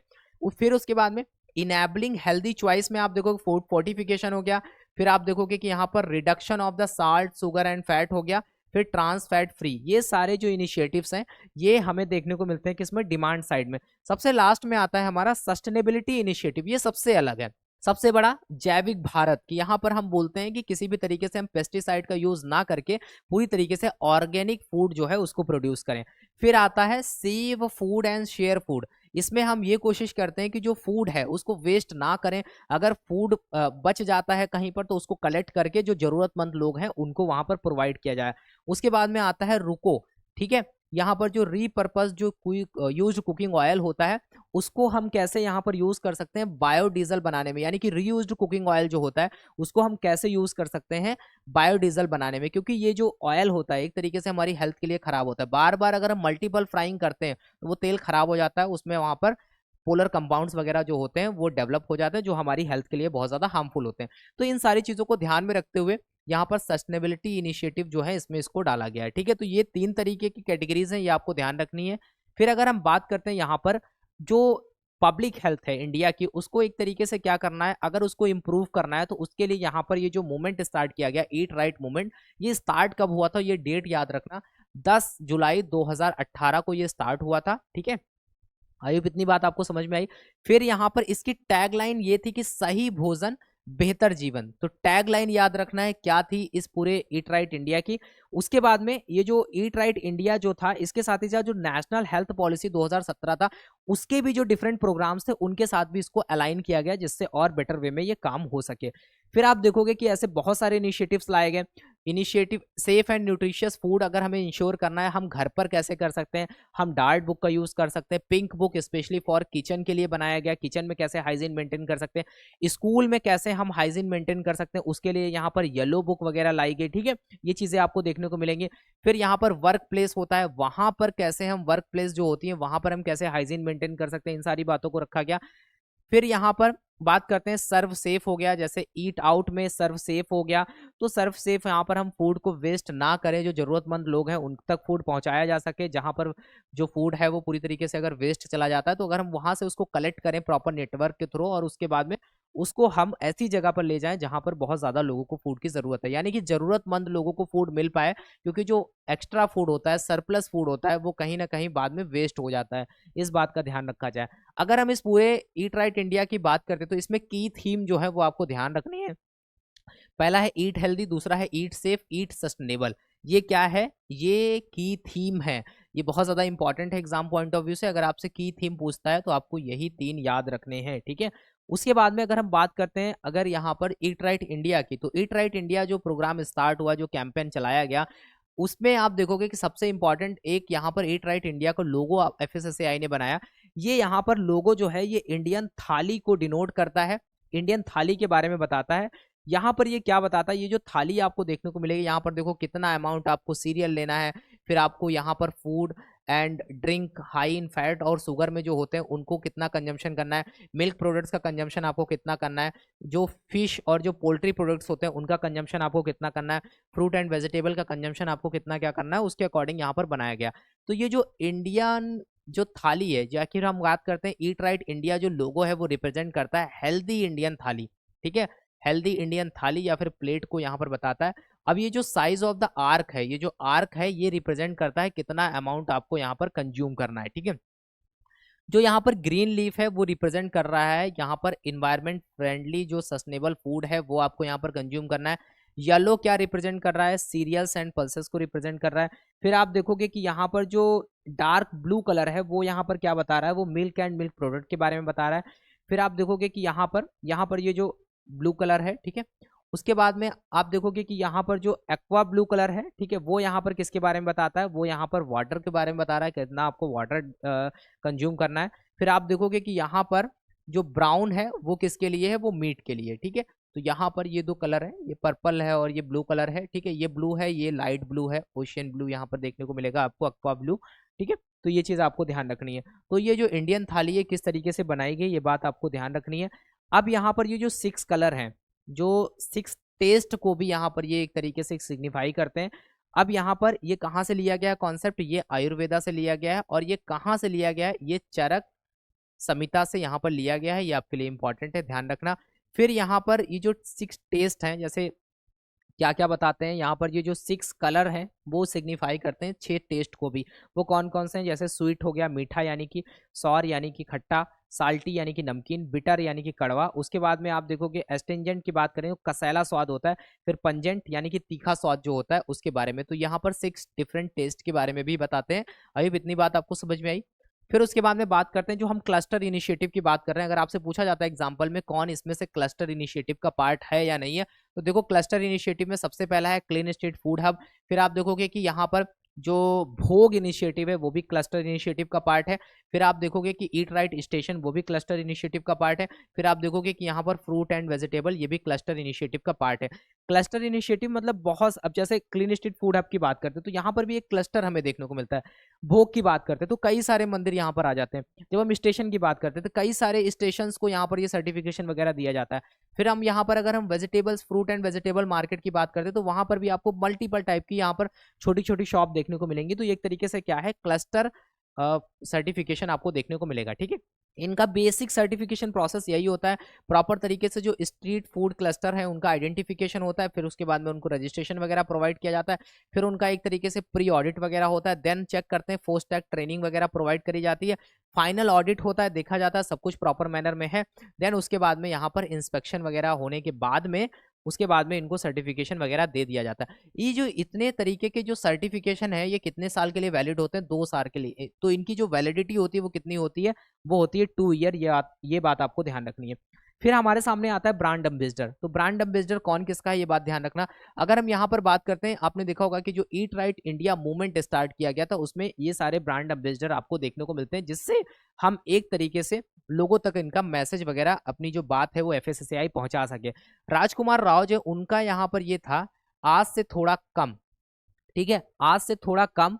तो यहाँ पर आपने इनके एड्स वगैरह भी देखे होंगे। तो इनका कहना था कि reduce the intake of fat, sugar और सॉल्ट को अपनी डाइट में आप आज से थोड़ा कम कर दो। उसके बाद में यहाँ पर आता है एक शशि तन्वर का, प्लस एफ देखा क्या। तो ऐसे एड्स वगैरह आपको बहुत देखने को मिल जाएंगे। यानी कि जो भी आप तेल हो गया, आटा हो गया, मिल्क वगैरह अगर आप ले रहे हो तो उस पे आपने प्लस एफ लोगो देखा क्या। प्लस एफ लोगो देखने का मतलब ये है कि वो जो फूड है वो फोर्टिफाइड है। तो यहाँ पर जैसे विटामिन ए हो गया, विटामिन डी, आयरन, आयोडीन और फोलिक एसिड, विटामिन B12, ये सारे आपको यहाँ पर फोर्टिफिकेशन में ये सारे न्यूट्रिएंट्स आपको देखने को मिलते हैं, माइक्रो न्यूट्रिएंट्स। ठीक है, देन यहाँ पर विराट कोहली भी आ जाते हैं। ये यहाँ पर बोलते हैं खाना प्लस और माइनस का खेल है। ठीक है, इन्होंने बोला जो खाना है वो क्या है, वो प्लस और माइनस का खेल है। कैसे, कोहली ने ज्वाइन किया इस मूवमेंट को by urging citizen to follow the simple plus minus formula. अब ये प्लस माइनस फॉर्मूला कहता क्या है, इन्होंने बोला, अब देखो यहाँ पर ये राजकुमार राव जो बोल रहे थे आज से थोड़ा कम, यहाँ पर प्लस एफ लोगो देखा क्या। इसको और अच्छे से प्रमोट करने के लिए और अच्छे से इंप्लीमेंट करने के लिए विराट कोहली यहाँ पर आते हैं और ये बोलते हैं कि ये जो सारी चीजें हैं ये एक तरीके से प्लस माइनस का खेल है।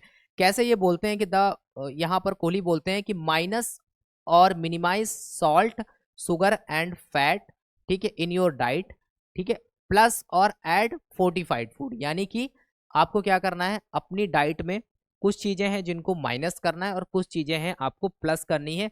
ईट राइट, स्टे फिट, तभी इंडिया सुपर हिट। ठीक है, तो ये चीज आपको यहाँ पर ध्यान रखनी है। ये किसने बोला था, ये विराट कोहली है और ये यहाँ पर राजकुमार राव है। ये किसने किसको यहाँ पर एक तरीके से, ईट राइट इंडिया के जो ब्रांड एम्बेसडर थे वो FSSAI ने किसका क्या यहाँ पर था स्लोगन वगैरह, वो सारी चीजें आपको यहाँ पर ध्यान रखनी है। देन यहाँ पर ईट राइट स्टेशन की अगर हम बात करते हैं तो बहुत सारे स्टेशन हैं। ठीक है, तो आप देखोगे कि इसमें सबसे पहला स्टेशन जो रिकॉग्नाइज किया गया था, मुंबई सेंट्रल जो है वो इंडिया का फर्स्ट ईट राइट स्टेशन था। तो under this initiative all food vendors on the railway station, both organised catering unit या फिर रेस्टोरेंट हो गया, फूड कोर्ट हो गया, एज वेल स्मॉल जो वेंडर्स होते हैं, साथ ही साथ जो रिटेल आउटलेट्स होते हैं, सभी को इसमें यहाँ पर इंक्लूड किया गया, जिससे वहाँ पर जो पैसेंजर्स वगैरह हैं, जो ऑफिशियल्स वगैरह हैं, उनको जो भी फूड जो मिल रहा है, जो भी फूड वो कंज्यूम कर रहे हैं, वो एक तरीके से सेफ फूड होना चाहिए। ठीक है, इस चीज़ों को प्रमोट करने के लिए यहाँ पर ये सर्टिफिकेट वगैरह दिया जाता है। तो एक तरीके का ये हेल्दी कंपटीशन देखने को मिलता है। ठीक है, पॉजिटिव कंपटीशन हमें देखने को मिलता है। तो सबसे पहला जो हमें यहाँ पर ईट राइट स्टेशन देखने को मिलता है वो कौन सा है, मुंबई सेंट्रल है। ये बात आपको यहाँ पर ध्यान रखनी है। ठीक है, इनका भी जो सर्टिफिकेशन होता है वो 2 साल के लिए वैलिड होता है। अब यहाँ पर जो सर्टिफिकेशन वगैरह प्रोवाइड करते हैं, तो यहाँ पर एक तरीके से आप देखोगे सर्टिफिकेट के ऊपर आपको ये यहाँ पर स्टार देखने को मिलते हैं। 5 स्टार मतलब एग्जाम्पलरी है, ठीक है। उसके बाद में देखो जैसे 5 स्टार दिया गया, यानी कि स्कोर जो है वो आपका 85% है या फिर उससे ज़्यादा है। अगर यहाँ पर 4 स्टार है तो यहाँ पर स्कोर की बात करते हैं तो 75% है या फिर उससे ज़्यादा है। फिर अगर हम यहाँ पर 3 स्टार की बात करते हैं तो वो 65% या फिर उससे ऊपर है, तो थोड़ा बहुत, तो वहाँ पर ये सेटिस्फैक्टरी कंप्लायंस में आ जाएगा। देन अगर हम यहाँ पर 2 स्टार की बात करते हैं तो यहाँ पर ये पार्शियल कंप्लायंस में आएगा।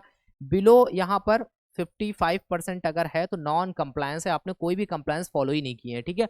तो इस तरीके से यहाँ पर स्टार के बेसिस पे यहाँ पर ये सर्टिफिकेट दिया जाता है। तो ऐसे बहुत सारे स्टेशन हैं इंडिया में जिनको यहाँ पर ये सर्टिफिकेट दिया जा चुका है, और ये जो वैलिड होता है इसकी वैलिडिटी जो है वो 2 साल की होती है, ठीक है। डाइट फॉर लाइफ, एफएसएसएआई का एक इनिशिएटिव निकल करके आता है, डाइट फॉर लाइफ।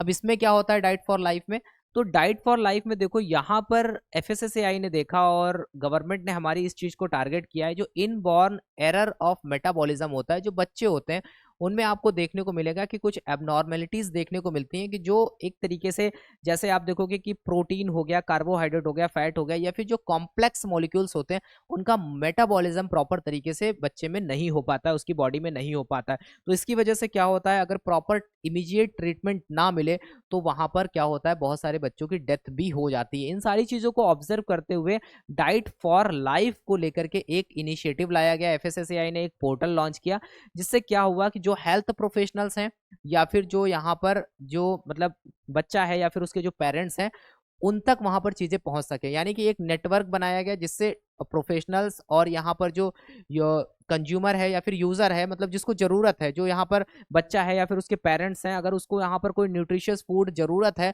तो वो उस टाइम पे मिल सके। तो बहुत सारे फूड ऐसे होते हैं ना जिनको इंपोर्ट कराना पड़ता है, इतने ज्यादा कॉस्टली होते हैं, तो पॉसिबल नहीं होता है कि सब लोग इसको अफोर्ड कर सकें।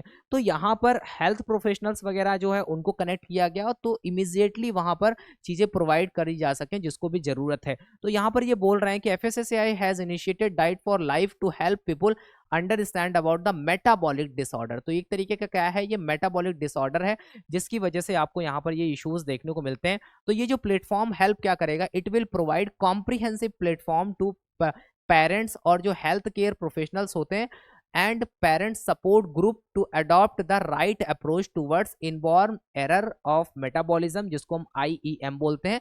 तो ये सारी चीजें यहाँ पर ध्यान में रखते हुए इसको यहाँ पर लॉन्च किया गया, ठीक है। अब मैंने आपको बताया कि IEM होता क्या है। बेसिकली ये इस अगर हम इसको देखते हैं तो यहाँ पर एक तरीके का ये जीन डिफेक्ट्स होता है, जिसकी वजह से आप देखोगे कि जो या फिर जैसे प्रोटीन हो गया, कार्बोहाइड्रेट, फैट हो गया, या फिर जो और कॉम्प्लेक्स जो मॉलिक्यूल्स होते हैं उनको लेकर के जो मेटाबॉलिज्म होता है बॉडी में वो प्रॉपर तरीके से नहीं हो पाता है। इन्हीं सारी चीज़ों को ध्यान में रखते हुए इसको यहाँ पर स्टार्ट किया गया, ठीक है। तो यहाँ पर कई सारे जो हेल्थ प्रोफेशनल्स हैं वो सब देखने को मिल जाएंगे, जिससे आप देखोगे and reduce the impact of these disorders have on a child पे जो इम्पैक्ट पड़ रहा है उसको हम रिड्यूस कर सकें through timely diagnose and treatment, timely उसको डायग्नोस कर सकें और उसका ट्रीटमेंट हम कर सकें, ठीक है। इसको ध्यान में रखते हुए इसको स्टार्ट किया गया। तो ऑब्जेक्टिव इसका मेन क्या था, ऑब्जेक्टिव यही था कि हम अवेयरनेस को स्प्रेड कर सके इनबॉर्न मेटाबॉलिज्म को लेकर के, ठीक है। जो यहाँ पर इसके साथ ही साथ ये जो इशू कॉज हो रहा है जिसकी वजह से बहुत सारे बच्चे हैं जिनकी डेथ हो जाती है और जो पेरेंट्स होते हैं उन तक चीज़ें नहीं पहुंच पाती हैं, इसी वजह से एफएसएसएआई ने इसको स्टार्ट किया। अब ये जो फैसिलिटेट ट्रेनिंग प्रोग्राम, अब यहाँ पर एक और चीज़ है, जो हेल्थ प्रोफेशनल्स हैं उनको भी, जो डाइटिशियंस हैं या फिर डॉक्टर्स हैं उनको भी यहाँ पर प्रोफेशनल ट्रेनिंग वगैरह प्रोवाइड की जा सके, जिससे वो और अच्छे से सर्विस वगैरह प्रोवाइड कर सके, ठीक है। तो ये सारी चीज़ें यहाँ पर देखने को मिलती हैं डाइट फॉर लाइफ की तरफ से। ऐसे ही एक और इनिशिएटिव निकल करके आता है, इंडियन फूड शेयरिंग अलायंस, ठीक है, इफ्सा भी बोलते हैं, ठीक है। इसको आपको ध्यान रखना है, या फिर हम सेव फूड या फिर शेयर फूड के नाम से आता है, तो हम उसकी बात कर रहे हैं। तो आपने देखा होगा कि इंडिया में बहुत सारा फूड जो है वो वेस्ट होता है, बहुत सारा फूड जो है वो सरप्लस में होता है। तो क्या होता है कि लोगों को जितना खाना होता है खा लेते हैं, उसके बाद में जो खाना बचता है, अब वो बचा हुआ खाना वो तो खराब ही हो जाएगा। तो इससे बेटर है कि अगर वो किसी जरूरतमंद को मिल सके तो इससे अच्छा क्या हो सकता है। तो ये इनिशिएटिव लाया गया यहाँ पर, जिसको हम बोलते हैं सेव फूड शेयर जो है is an initiative of the Food Authority and Food Safety and Standard Authority of India and sharing network across India। तो यहाँ पर एक प्लेटफॉर्म, एक नेटवर्क बनाया गया जिससे लोग यहाँ पर जुड़ सकें, रिड्यूस फूड वेस्ट जो हो रहा है उसको कम कर सकें, हंगर को यहाँ पर कम कर सकें, and feed the needy and hungry, जिनको जरूरत है उनको यहाँ पर ये फूड मिल सके, surplus food through structural system, यानी कि जो भी सरप्लस फूड है, एक्स्ट्रा फूड है, उसको हम उन तक पहुंचा सके। ठीक है, इतनी बात आपको यहाँ पर समझ में आई। देन उसके बाद में फूड सेफ्टी डिस्प्ले बोर्ड होता है एक। फूड सेफ्टी डिस्प्ले बोर्ड में अगर हम बात करें तो यहाँ पर बस आपको इतना ध्यान रखना है कि जो फूड सेफ्टी डिस्प्ले बोर्ड होता है are colour coded for the different kind of food businesses. जो भी फूड बिजनेसेस होते हैं उनको लेकर के एक डिफरेंट कलर यहाँ पर कोड किया गया है। तो यहाँ पर देखोगे कि आपको यहाँ पर रेस्टोरेंट के लिए आपको purple colour, fruit and vegetable के लिए ग्रीन कलर, मीट के लिए या रेड कलर। उसके बाद में आप देखोगे कि यहाँ पर अगर हम मिल्क रिटेल के लिए बात करते हैं तो यहाँ पर आपको ये एक्वा ब्लू कलर आपको देखने को मिलेगा। फिर आप देखोगे कि यहाँ पर पर्पल कलर आपको देखने को मिलता है स्ट्रीट फूड के लिए भी। फिर ये ग्रे कलर है रिटेल स्टोर के लिए, ब्राउन कलर है लीकर जो रिटेलर्स होते हैं उनके लिए। फिर ट्रांसपोर्ट एंड डिस्ट्रीब्यूशन की बात करें तो यहाँ पर ये आपको ग्रीनिश कलर देखने को मिलेगा। देन फिर आप देखते हो यहाँ पर जो स्टोरेज है उसके लिए येलो कलर है, ब्लू कलर फॉर मैन्युफैक्चरिंग। तो ब्लू कलर आपको एक दो जगह देखने को मिलेगा कॉमन। ठीक है, उसके बाद में आपको यहाँ पर क्या ही चीजें याद रखनी है, बस ये कलर्स है, थोड़ा बहुत याद रखना, हो सकता है आपसे यहाँ पर पूछा जा सकता है। ठीक है, तो ये फूड सेफ्टी डिस्प्ले बोर्ड होता है। उसके बाद में जैविक भारत और ऑर्गेनिक फूड को लेकर के एक इनिशिएटिव लाया गया। होता क्या है कि जब हम मार्केट में जा रहे हैं किसी भी फूड को कंज्यूम करने, तो क्या होता है बहुत सारे लोग ऐसा देखा गया है कि जो बोलते हैं कि ये ऑर्गेनिक है बट वो ऑर्गेनिक होता नहीं है। तो इन सारी चीजों को ध्यान में रखते हुए FSSAI ने एक ये सर्टिफिकेशन टाइप का स्टार्ट किया कि हाँ, जिसने एक्चुअल में सारे कंप्लायंस फॉलो किए होंगे उसको हम यहाँ पर ये सर्टिफिकेट वगैरह प्रोवाइड करेंगे, जिससे वहां पर ये फूड के ऊपर अगर आपको ये लोगो देखने को मिलता है जैविक भारत, इसका मतलब ये है कि जो फूड है जो आप कंज्यूम कर रहे हो वो पूरी तरीके से ऑर्गेनिक फूड है। ठीक है, तो जैविक भारत यहाँ पर एक तरीके से क्या है, यहाँ पर ये देखने को मिलेगा कि ये बताता है कि जो फूड है वो एक तरीके से पूरी तरीके से ऑर्गेनिक फूड है। ठीक है, ये बात आपको ध्यान रखनी है। तो यहाँ पर ये लोगो जो है ये आपको ध्यान रखना है, जैविक भारत का ये लोगो है। इसमें सबसे इंपॉर्टेंट बात ये आपको ध्यान रखनी है कि अगर हम बात करते हैं ऑर्गेनिक फूड की, तो ऑर्गेनिक फूड को आज बहुत सारी कंट्रीज और इंडिया में भी बहुत सारे स्टेट जो है वो इसको प्रमोट कर रहे हैं। बट यहाँ पर जो सिक्किम है, Sikkim became the first organic state in the world. ठीक है, वर्ल्ड में सिक्किम सबसे पहला ऑर्गेनिक स्टेट बना है। Sikkim has been declare as the India's first fully organic state. ठीक है, साथ ही साथ total area under organic certification की हम बात करते हैं 5.71 मिलियन हेक्टेयर है। India ranks first in terms of the number of organic producer. ठीक है, तो ये बात आपको ध्यान रखनी है। ठीक है, तो यहाँ पर क्या है, ऑर्गेनिक फूड के बारे में आपने समझ लिया, थोड़ा सा बहुत हम बेसिक समझ रहे हैं, क्लास बहुत ज्यादा बड़ी ना हो। ठीक है, फोस्टैग भी एक इनिशिएटिव है, FSSAI के द्वारा स्टार्ट किया गया, यानी कि food safety training and certification. ठीक है, तो यहाँ पर क्या होता है, फोस्टैग में जैसे आप बहुत सारे फूड बिजनेसेस देखते हो, multiple type of food businesses देखते हो, उनको लेकर के यहाँ पर उस बिजनेस के अकॉर्डिंग यहाँ पर ट्रेनिंग वगैरह प्रोवाइड करी जाती है, उसके बाद में ये सर्टिफिकेट वगैरह प्रोवाइड किया जाता है। तो यहाँ पर आप देखोगे अभी के टाइम पे बहुत सारे फोस्टैग कोर्सेस हमें देखने को मिलते हैं, लगभग 25 कोर्सेस एट प्रेजेंट हमें देखने को मिलते हैं। उसको कंप्लीट करने के बाद में ऐसा कुछ सर्टिफिकेट जो है वो प्रोवाइड किया जाता है। ठीक है, उसके बाद में देखोगे person successfully trained and certified under FoSTaC, उसको हम क्या बोलेंगे, फूड सेफ्टी सुपरवाइजर बोलेंगे। अगर आप फोस्टैग ट्रेनिंग कंप्लीट कर सकते हो तो आप किसी भी आप जाते हो किसी भी होटल में या फिर किसी मैन्युफैक्चरिंग यूनिट में, वहां पर as a food safety supervisor आप काम कर सकते हो। ठीक है, तो यहाँ पर देखो अगर हम updated list of the FoSTaC courses की अगर हम बात करें तो यहाँ पर इसको 3 कैटेगरी में डिवाइड किया गया। पहला है बेसिक कोर्सेज, दूसरा है एडवांस कोर्सेज, तीसरा है अवेयरनेस प्रोग्राम। तो 3 है, तो टोटल यहाँ पर कितने हैं, आपको 25 कोर्सेस आपको देखने को मिलते हैं। तो यहाँ पर देखो, यहाँ पर लिस्ट बनाई गई है, यहाँ पर देखो आपको देखने को मिलेगा, जैसे हम देखते हैं बेसिक कहाँ तक है, ये देखो यहाँ तक 7 नंबर तक बेसिक है। देन आपको यहाँ पर एडवांस देखने को मिलता है 22 नंबर तक।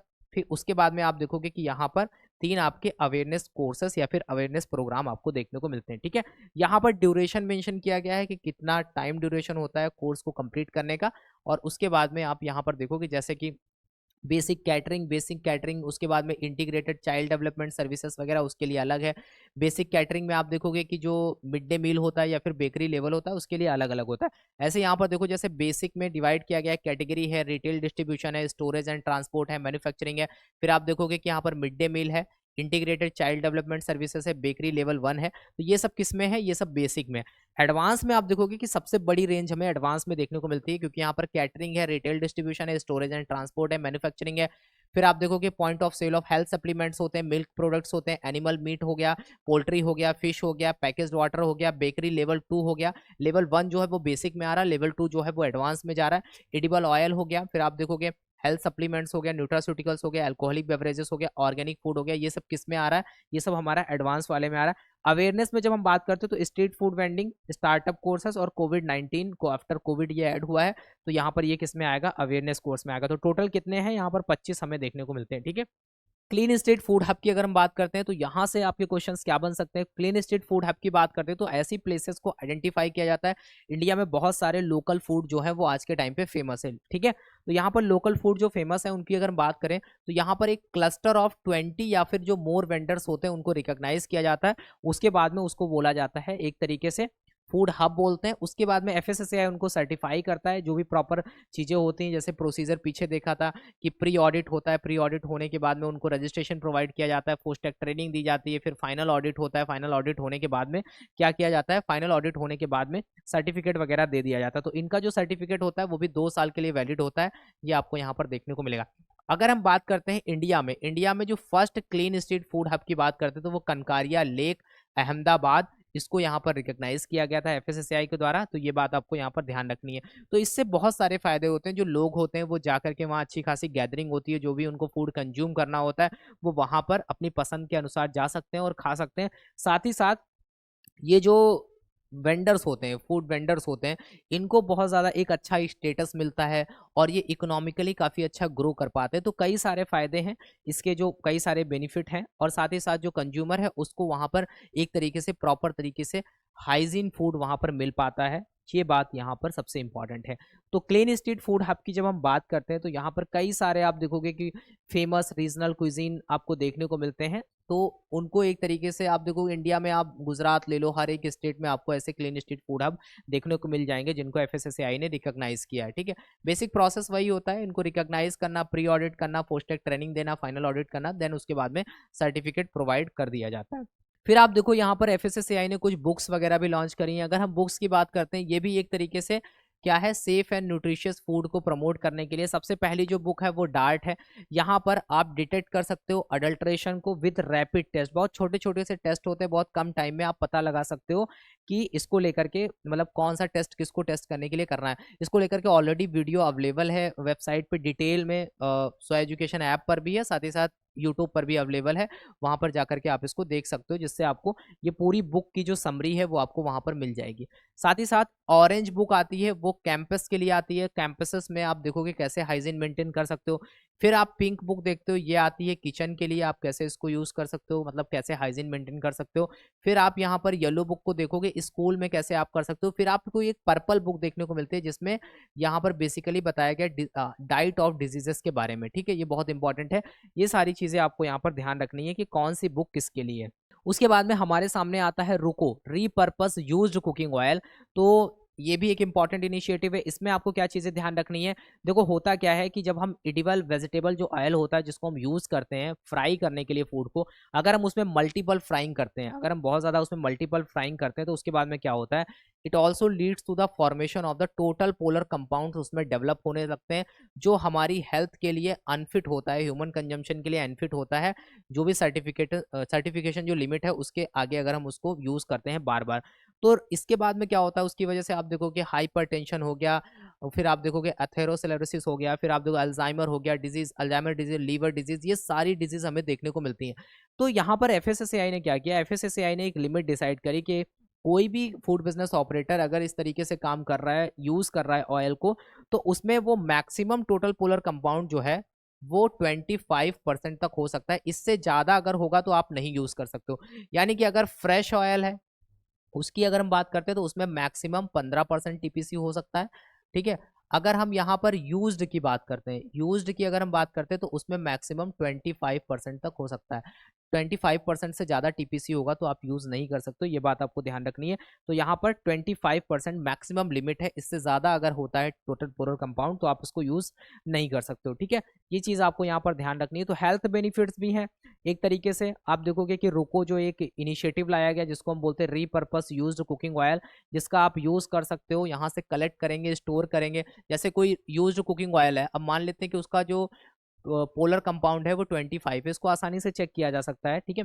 उसके बाद में चेक करने के बाद में अगर पता चला इसमें 25 से ज़्यादा है तो हम इसको यूज़ नहीं करेंगे। फिर इसको यूज़ नहीं करेंगे तो जो आप देखोगे फूड बिजनेस ऑपरेटर्स होते हैं उनको फेंकना पड़ता है, बट अभी फेंकना नहीं पड़ेगा। एफएसएसएआई ने इसी वजह से ये इनिशिएटिव स्टार्ट किया है। उसको स्टोर किया जाएगा, फिर उसका प्रॉपर तरीके से कलेक्शन किया जाएगा, ये प्रॉपर एक नेटवर्क होगा, फिर उसको फैक्ट्री में भेजा जाएगा, फिर उसको यहाँ पर बायोडीजल उससे बनाया जाएगा, ठीक है। तो एक तरीके से इसी वजह से इसको सस्टेनेबल इनिशिएटिव में डाला गया था। तो यहाँ पर कहने का मतलब यही है कि एक तरीके से कहीं ना कहीं जो ह्यूमन जो इसको कंज्यूम कर रहा है, कंज्यूमर, उसकी भी हेल्थ अच्छी हो रही है, साथ ही साथ इसका हम कुछ बेनिफिट भी ले पा रहे हैं।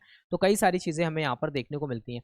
फिर एक और इनिशिएटिव आता है भोग इनिशिएटिव। भोग इनिशिएटिव में क्या है, अभी आप देखोगे कि इंडिया में एट प्रेजेंट आप देखोगे कि बहुत ज़्यादा जो गैदरिंग होती है वो हमें कहाँ देखने को मिलती है, प्लेस ऑफ वर्शिप पे। मंदिर हो गया, गुरुद्वारा हो गया, बहुत बड़ी बड़ी गैदरिंग आपको देखने को मिलती है। अगर हम यहाँ पर 2011 का सेंसस देखें तो एफएसएसएआई बोलता है अबाउट 80% जो पीपुल है इंडिया में वो क्या है, हिंदू हैं, 14% मुस्लिम है, एंड रिमेनिंग जो 6% है वो अदर रिलीजन के हैं। साथ ही साथ यहाँ पे बोला गया है कि there were 30 lakh place of worship है, जो कि एक तरीके से स्कूल और कॉलेजेस के नंबर से भी ज़्यादा हैं। यानी कि स्कूल और कॉलेजेस से ज़्यादा हमें प्लेस ऑफ वर्शिप देखने को मिलते हैं इंडिया में, जब मंदिर, गुरुद्वारा, अगर इन सारी चीज़ों को देखें। तो यहाँ पर सबसे इंपॉर्टेंट बात ये आती है कि अगर हम फूड सेफ्टी की बात कर रहे हैं तो इन जगहों को तो हमें बहुत अच्छे से टारगेट करना पड़ेगा, अदरवाइज हम कैसे फूड सेफ्टी को यहाँ पर देखेंगे। तो यहाँ पर कई सारे चीज़ें हमें देखने को मिलती है, जैसे कि अप्रैल 2014 में 350 पीपल होते हैं वो एक तरीके से बीमार पड़ जाते हैं। एक पनाकम एक ड्रिंकिंग होता है, जगरी बेस्ड ड्रिंक होता है, उसको कंज्यूम करते हैं, ठीक है। कहाँ पे कंज्यूम करते हैं, जो आप देखोगे कि जो श्री कोदंडरमा स्वामी टेम्पल होता है, जिसको हम डमार चेरला तेलंगाना में होता है, तो वहाँ पर आप देखोगे कि जैसे वहाँ पर जब डिस्ट्रिक्ट है, एक डिस्ट्रिक्ट है जिसको बोलते हैं नालगोंडा, तो वहाँ पर लोग इसको कंज्यूम करते हैं, वो बीमार पड़ जाते हैं। ऐसी चीज़ें और 2-3 जगह पे देखने को मिलती हैं कई सारे, जैसे कि श्री मुथु मरियम्मा टेम्पल। तो यहाँ पर क्या होता है कि जिसकी वजह से लोगों की तबीयत खराब हो जाती है और उसमें देखा जाता है कि वो एक तरीके से फूड पॉइजनिंग का शिकार हो गए।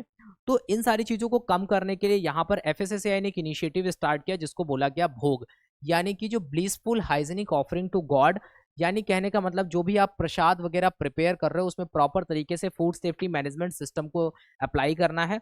और यहाँ पर जो चीज़ें हम देखते हैं ना कि जैसे एफएसएसएआई का जो रेगुलेशन है उसमें मेंशन किया गया है कि कैसे आपको चीज़ें करनी है, कैसे आपको सैनिटरी प्रैक्टिसेस जो है वो फॉलो करनी है, उन सारी चीज़ों को यहाँ पर भी अप्लाई करने के लिए बोला गया है कि जब आप प्रसाद बनाओ तो ये सारे स्टैंडर्ड्स को आपको फॉलो करना है।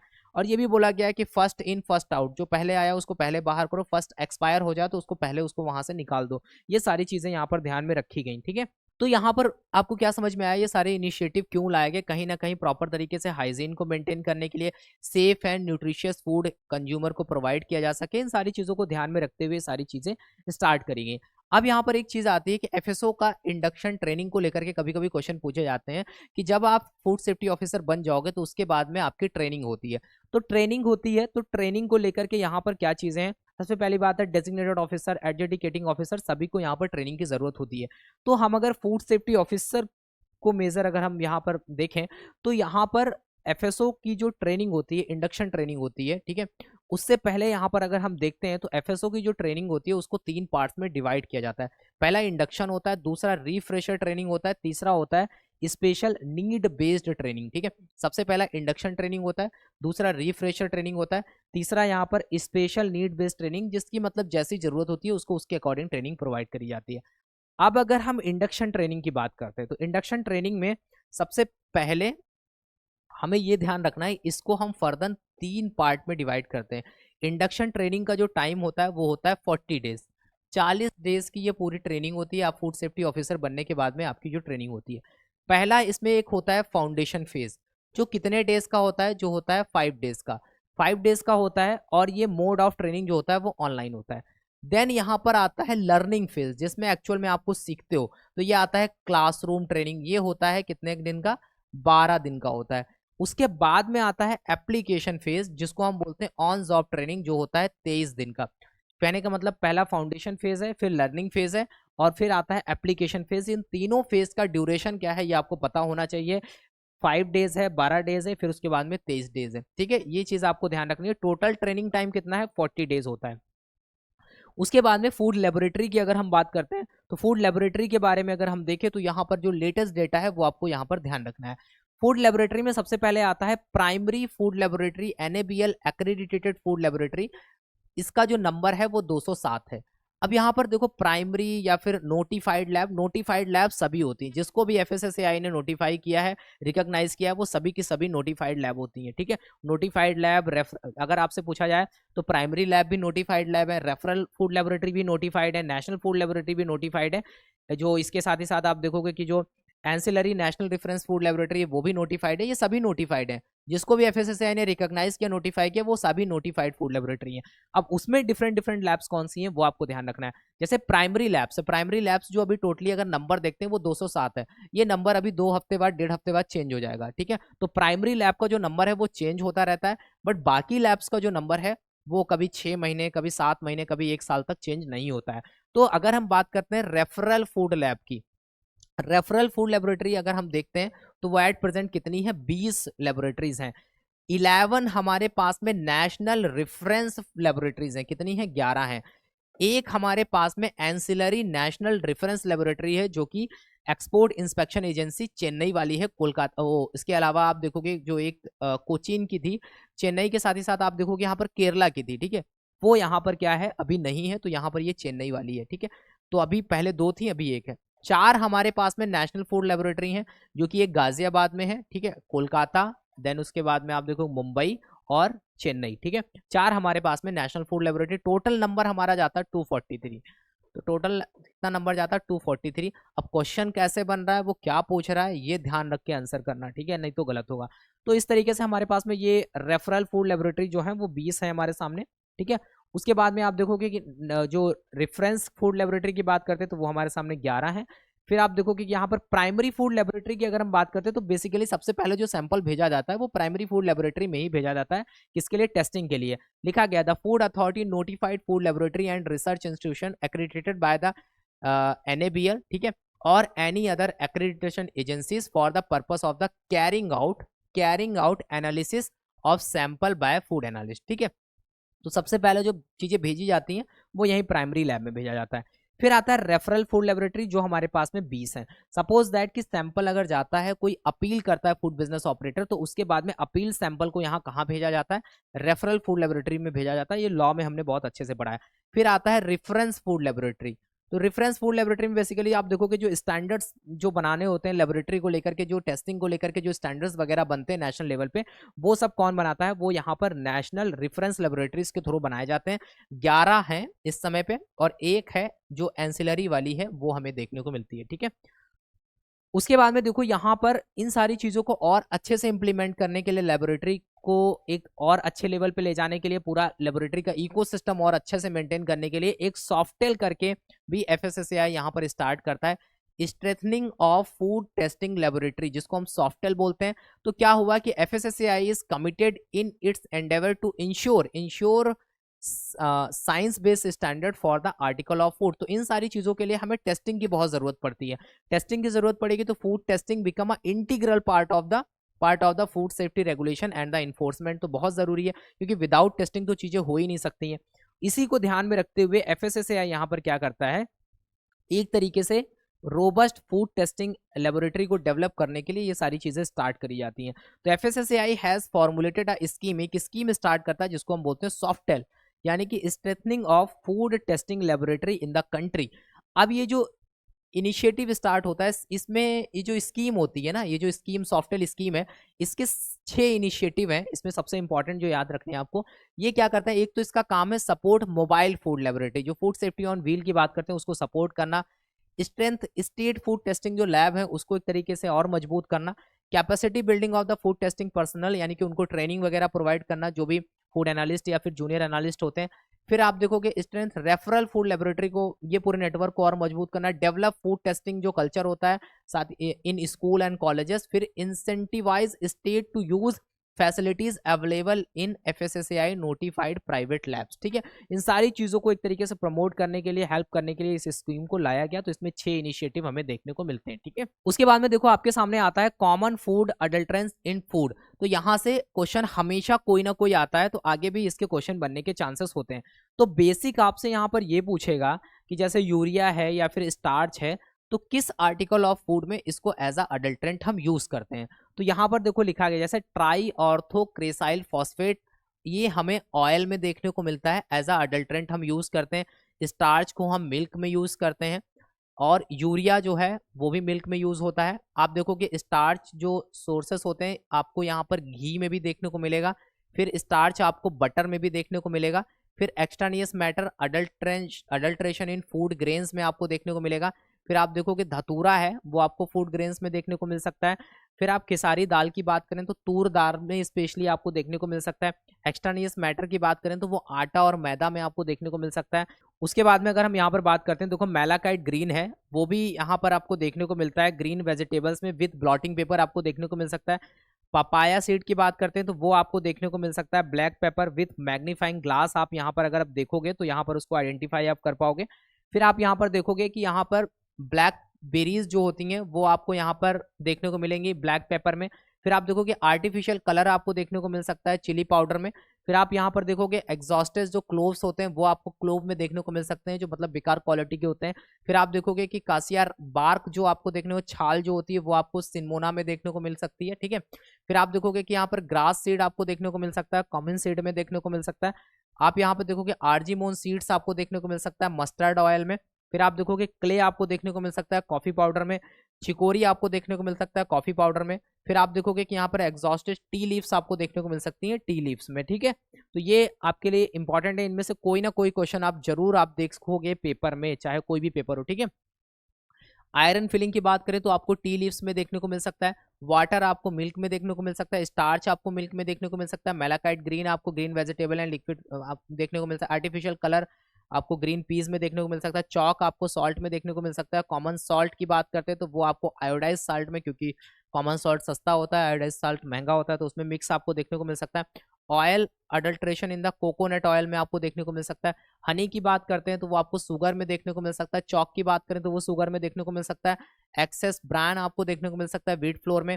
कलर की बात करें तो फूड ग्रेन्स में आपको देखने को मिल सकता है। टर्मरिक आपको देखने को मिलेगा अडल्ट्रेशन इन आपको सेलराइज में देखने को मिल सकता है। फिर आप देखोगे कि यहाँ पर रोडामाइन की अगर हम बात करते हैं तो आपको रागी में देखने को मिल सकता है। फिर अगर हम यहाँ पर यूरिया की बात करते हैं तो यहाँ पर आपको पार्च्ड राइस में आपको देखने को मिल सकता है। फिर आपको रोडामाइन बी की बात करते हैं तो यहाँ पर स्वीट पोटैटो में आपको देखने को मिल सकता है। फिर आप देखोगे कि इरिथ्रोसाइन की बात करते हैं तो वो आपको वाटरमेलन में देखने को मिल सकता है, बहुत ज्यादा इंपॉर्टेंट है, अभी बहुत ज्यादा न्यूज में आपको देखने को मिलेगा। इरिथ्रोसाइन का आपको यूज देखने को मिलेगा, बहुत ज्यादा यूज हो रहा है वाटरमेलन में। ठीक है, उसके बाद में देखो अगर हम यहाँ पर बात करते हैं घी बटर की, अडल्ट्रेटेड विद कोल तार डाइस यहाँ पर हो सकता है। आइसक्रीम की बात करें तो उसको अडल्ट्रेट किया जा सकता है मेटानिल येलो के साथ में। जगरी की बात करें तो बेकिंग सोडा यहाँ पर देखने को मिल सकता है। Jaggery adulterated with the washing powder आपको देखने को मिल सकता है। Maida rice flour adulterated with boric acid आपको देखने को मिल सकता है। मस्टर्ड ऑयल की बात करें तो यहाँ पर आर्जिमोन यहाँ पर हो सकता है आपको एज अ अडल्ट्रेंट। फिर हम ऑयल की बात करें adulterated with the prohibited colour like the metanil yellow आपको देखने को मिल सकता है। पल्सेस की बात करें तो यहाँ पर भी आपको metanil yellow as a adulterant use देखने को मिल सकता है। स्वीट कर्ड की बात करते हैं तो वो भी आपको यहाँ पर अगर हम देखें तो यहाँ पर वनस्पति हाइड्रोजनेटेड एडिबल फैट का यूज किया जा सकता है। Turmeric powder, chilli powder adulterated with the lead chromate आपको देखने को मिल सकता है। Turmeric powder adulterated with the chalk powder आपको यहाँ पर देखने को मिल सकता है। ये कुछ लिस्ट है, बहुत इंपॉर्टेंट है, आपके यहाँ पे क्वेश्चन इससे बन सकते हैं। फूड सेफ्टी ऑन व्हील की अगर हम बात करें तो देखो क्या होता है कि जो फूड सेफ्टी का जो एक तरीके से जो पूरा नेटवर्क है उसको और रोबस्ट बनाने के लिए लेबोरेटरी की जरूरत पड़ती है। तो बहुत सारे ऐसे जगह हैं जहां पर लेबोरेटरी अवेलेबल नहीं है, पॉसिबल नहीं है कि लेबोरेटरी को सेटअप किया जा सके, क्योंकि वहां पर इंफ्रास्ट्रक्चर लगाना पॉसिबल नहीं है।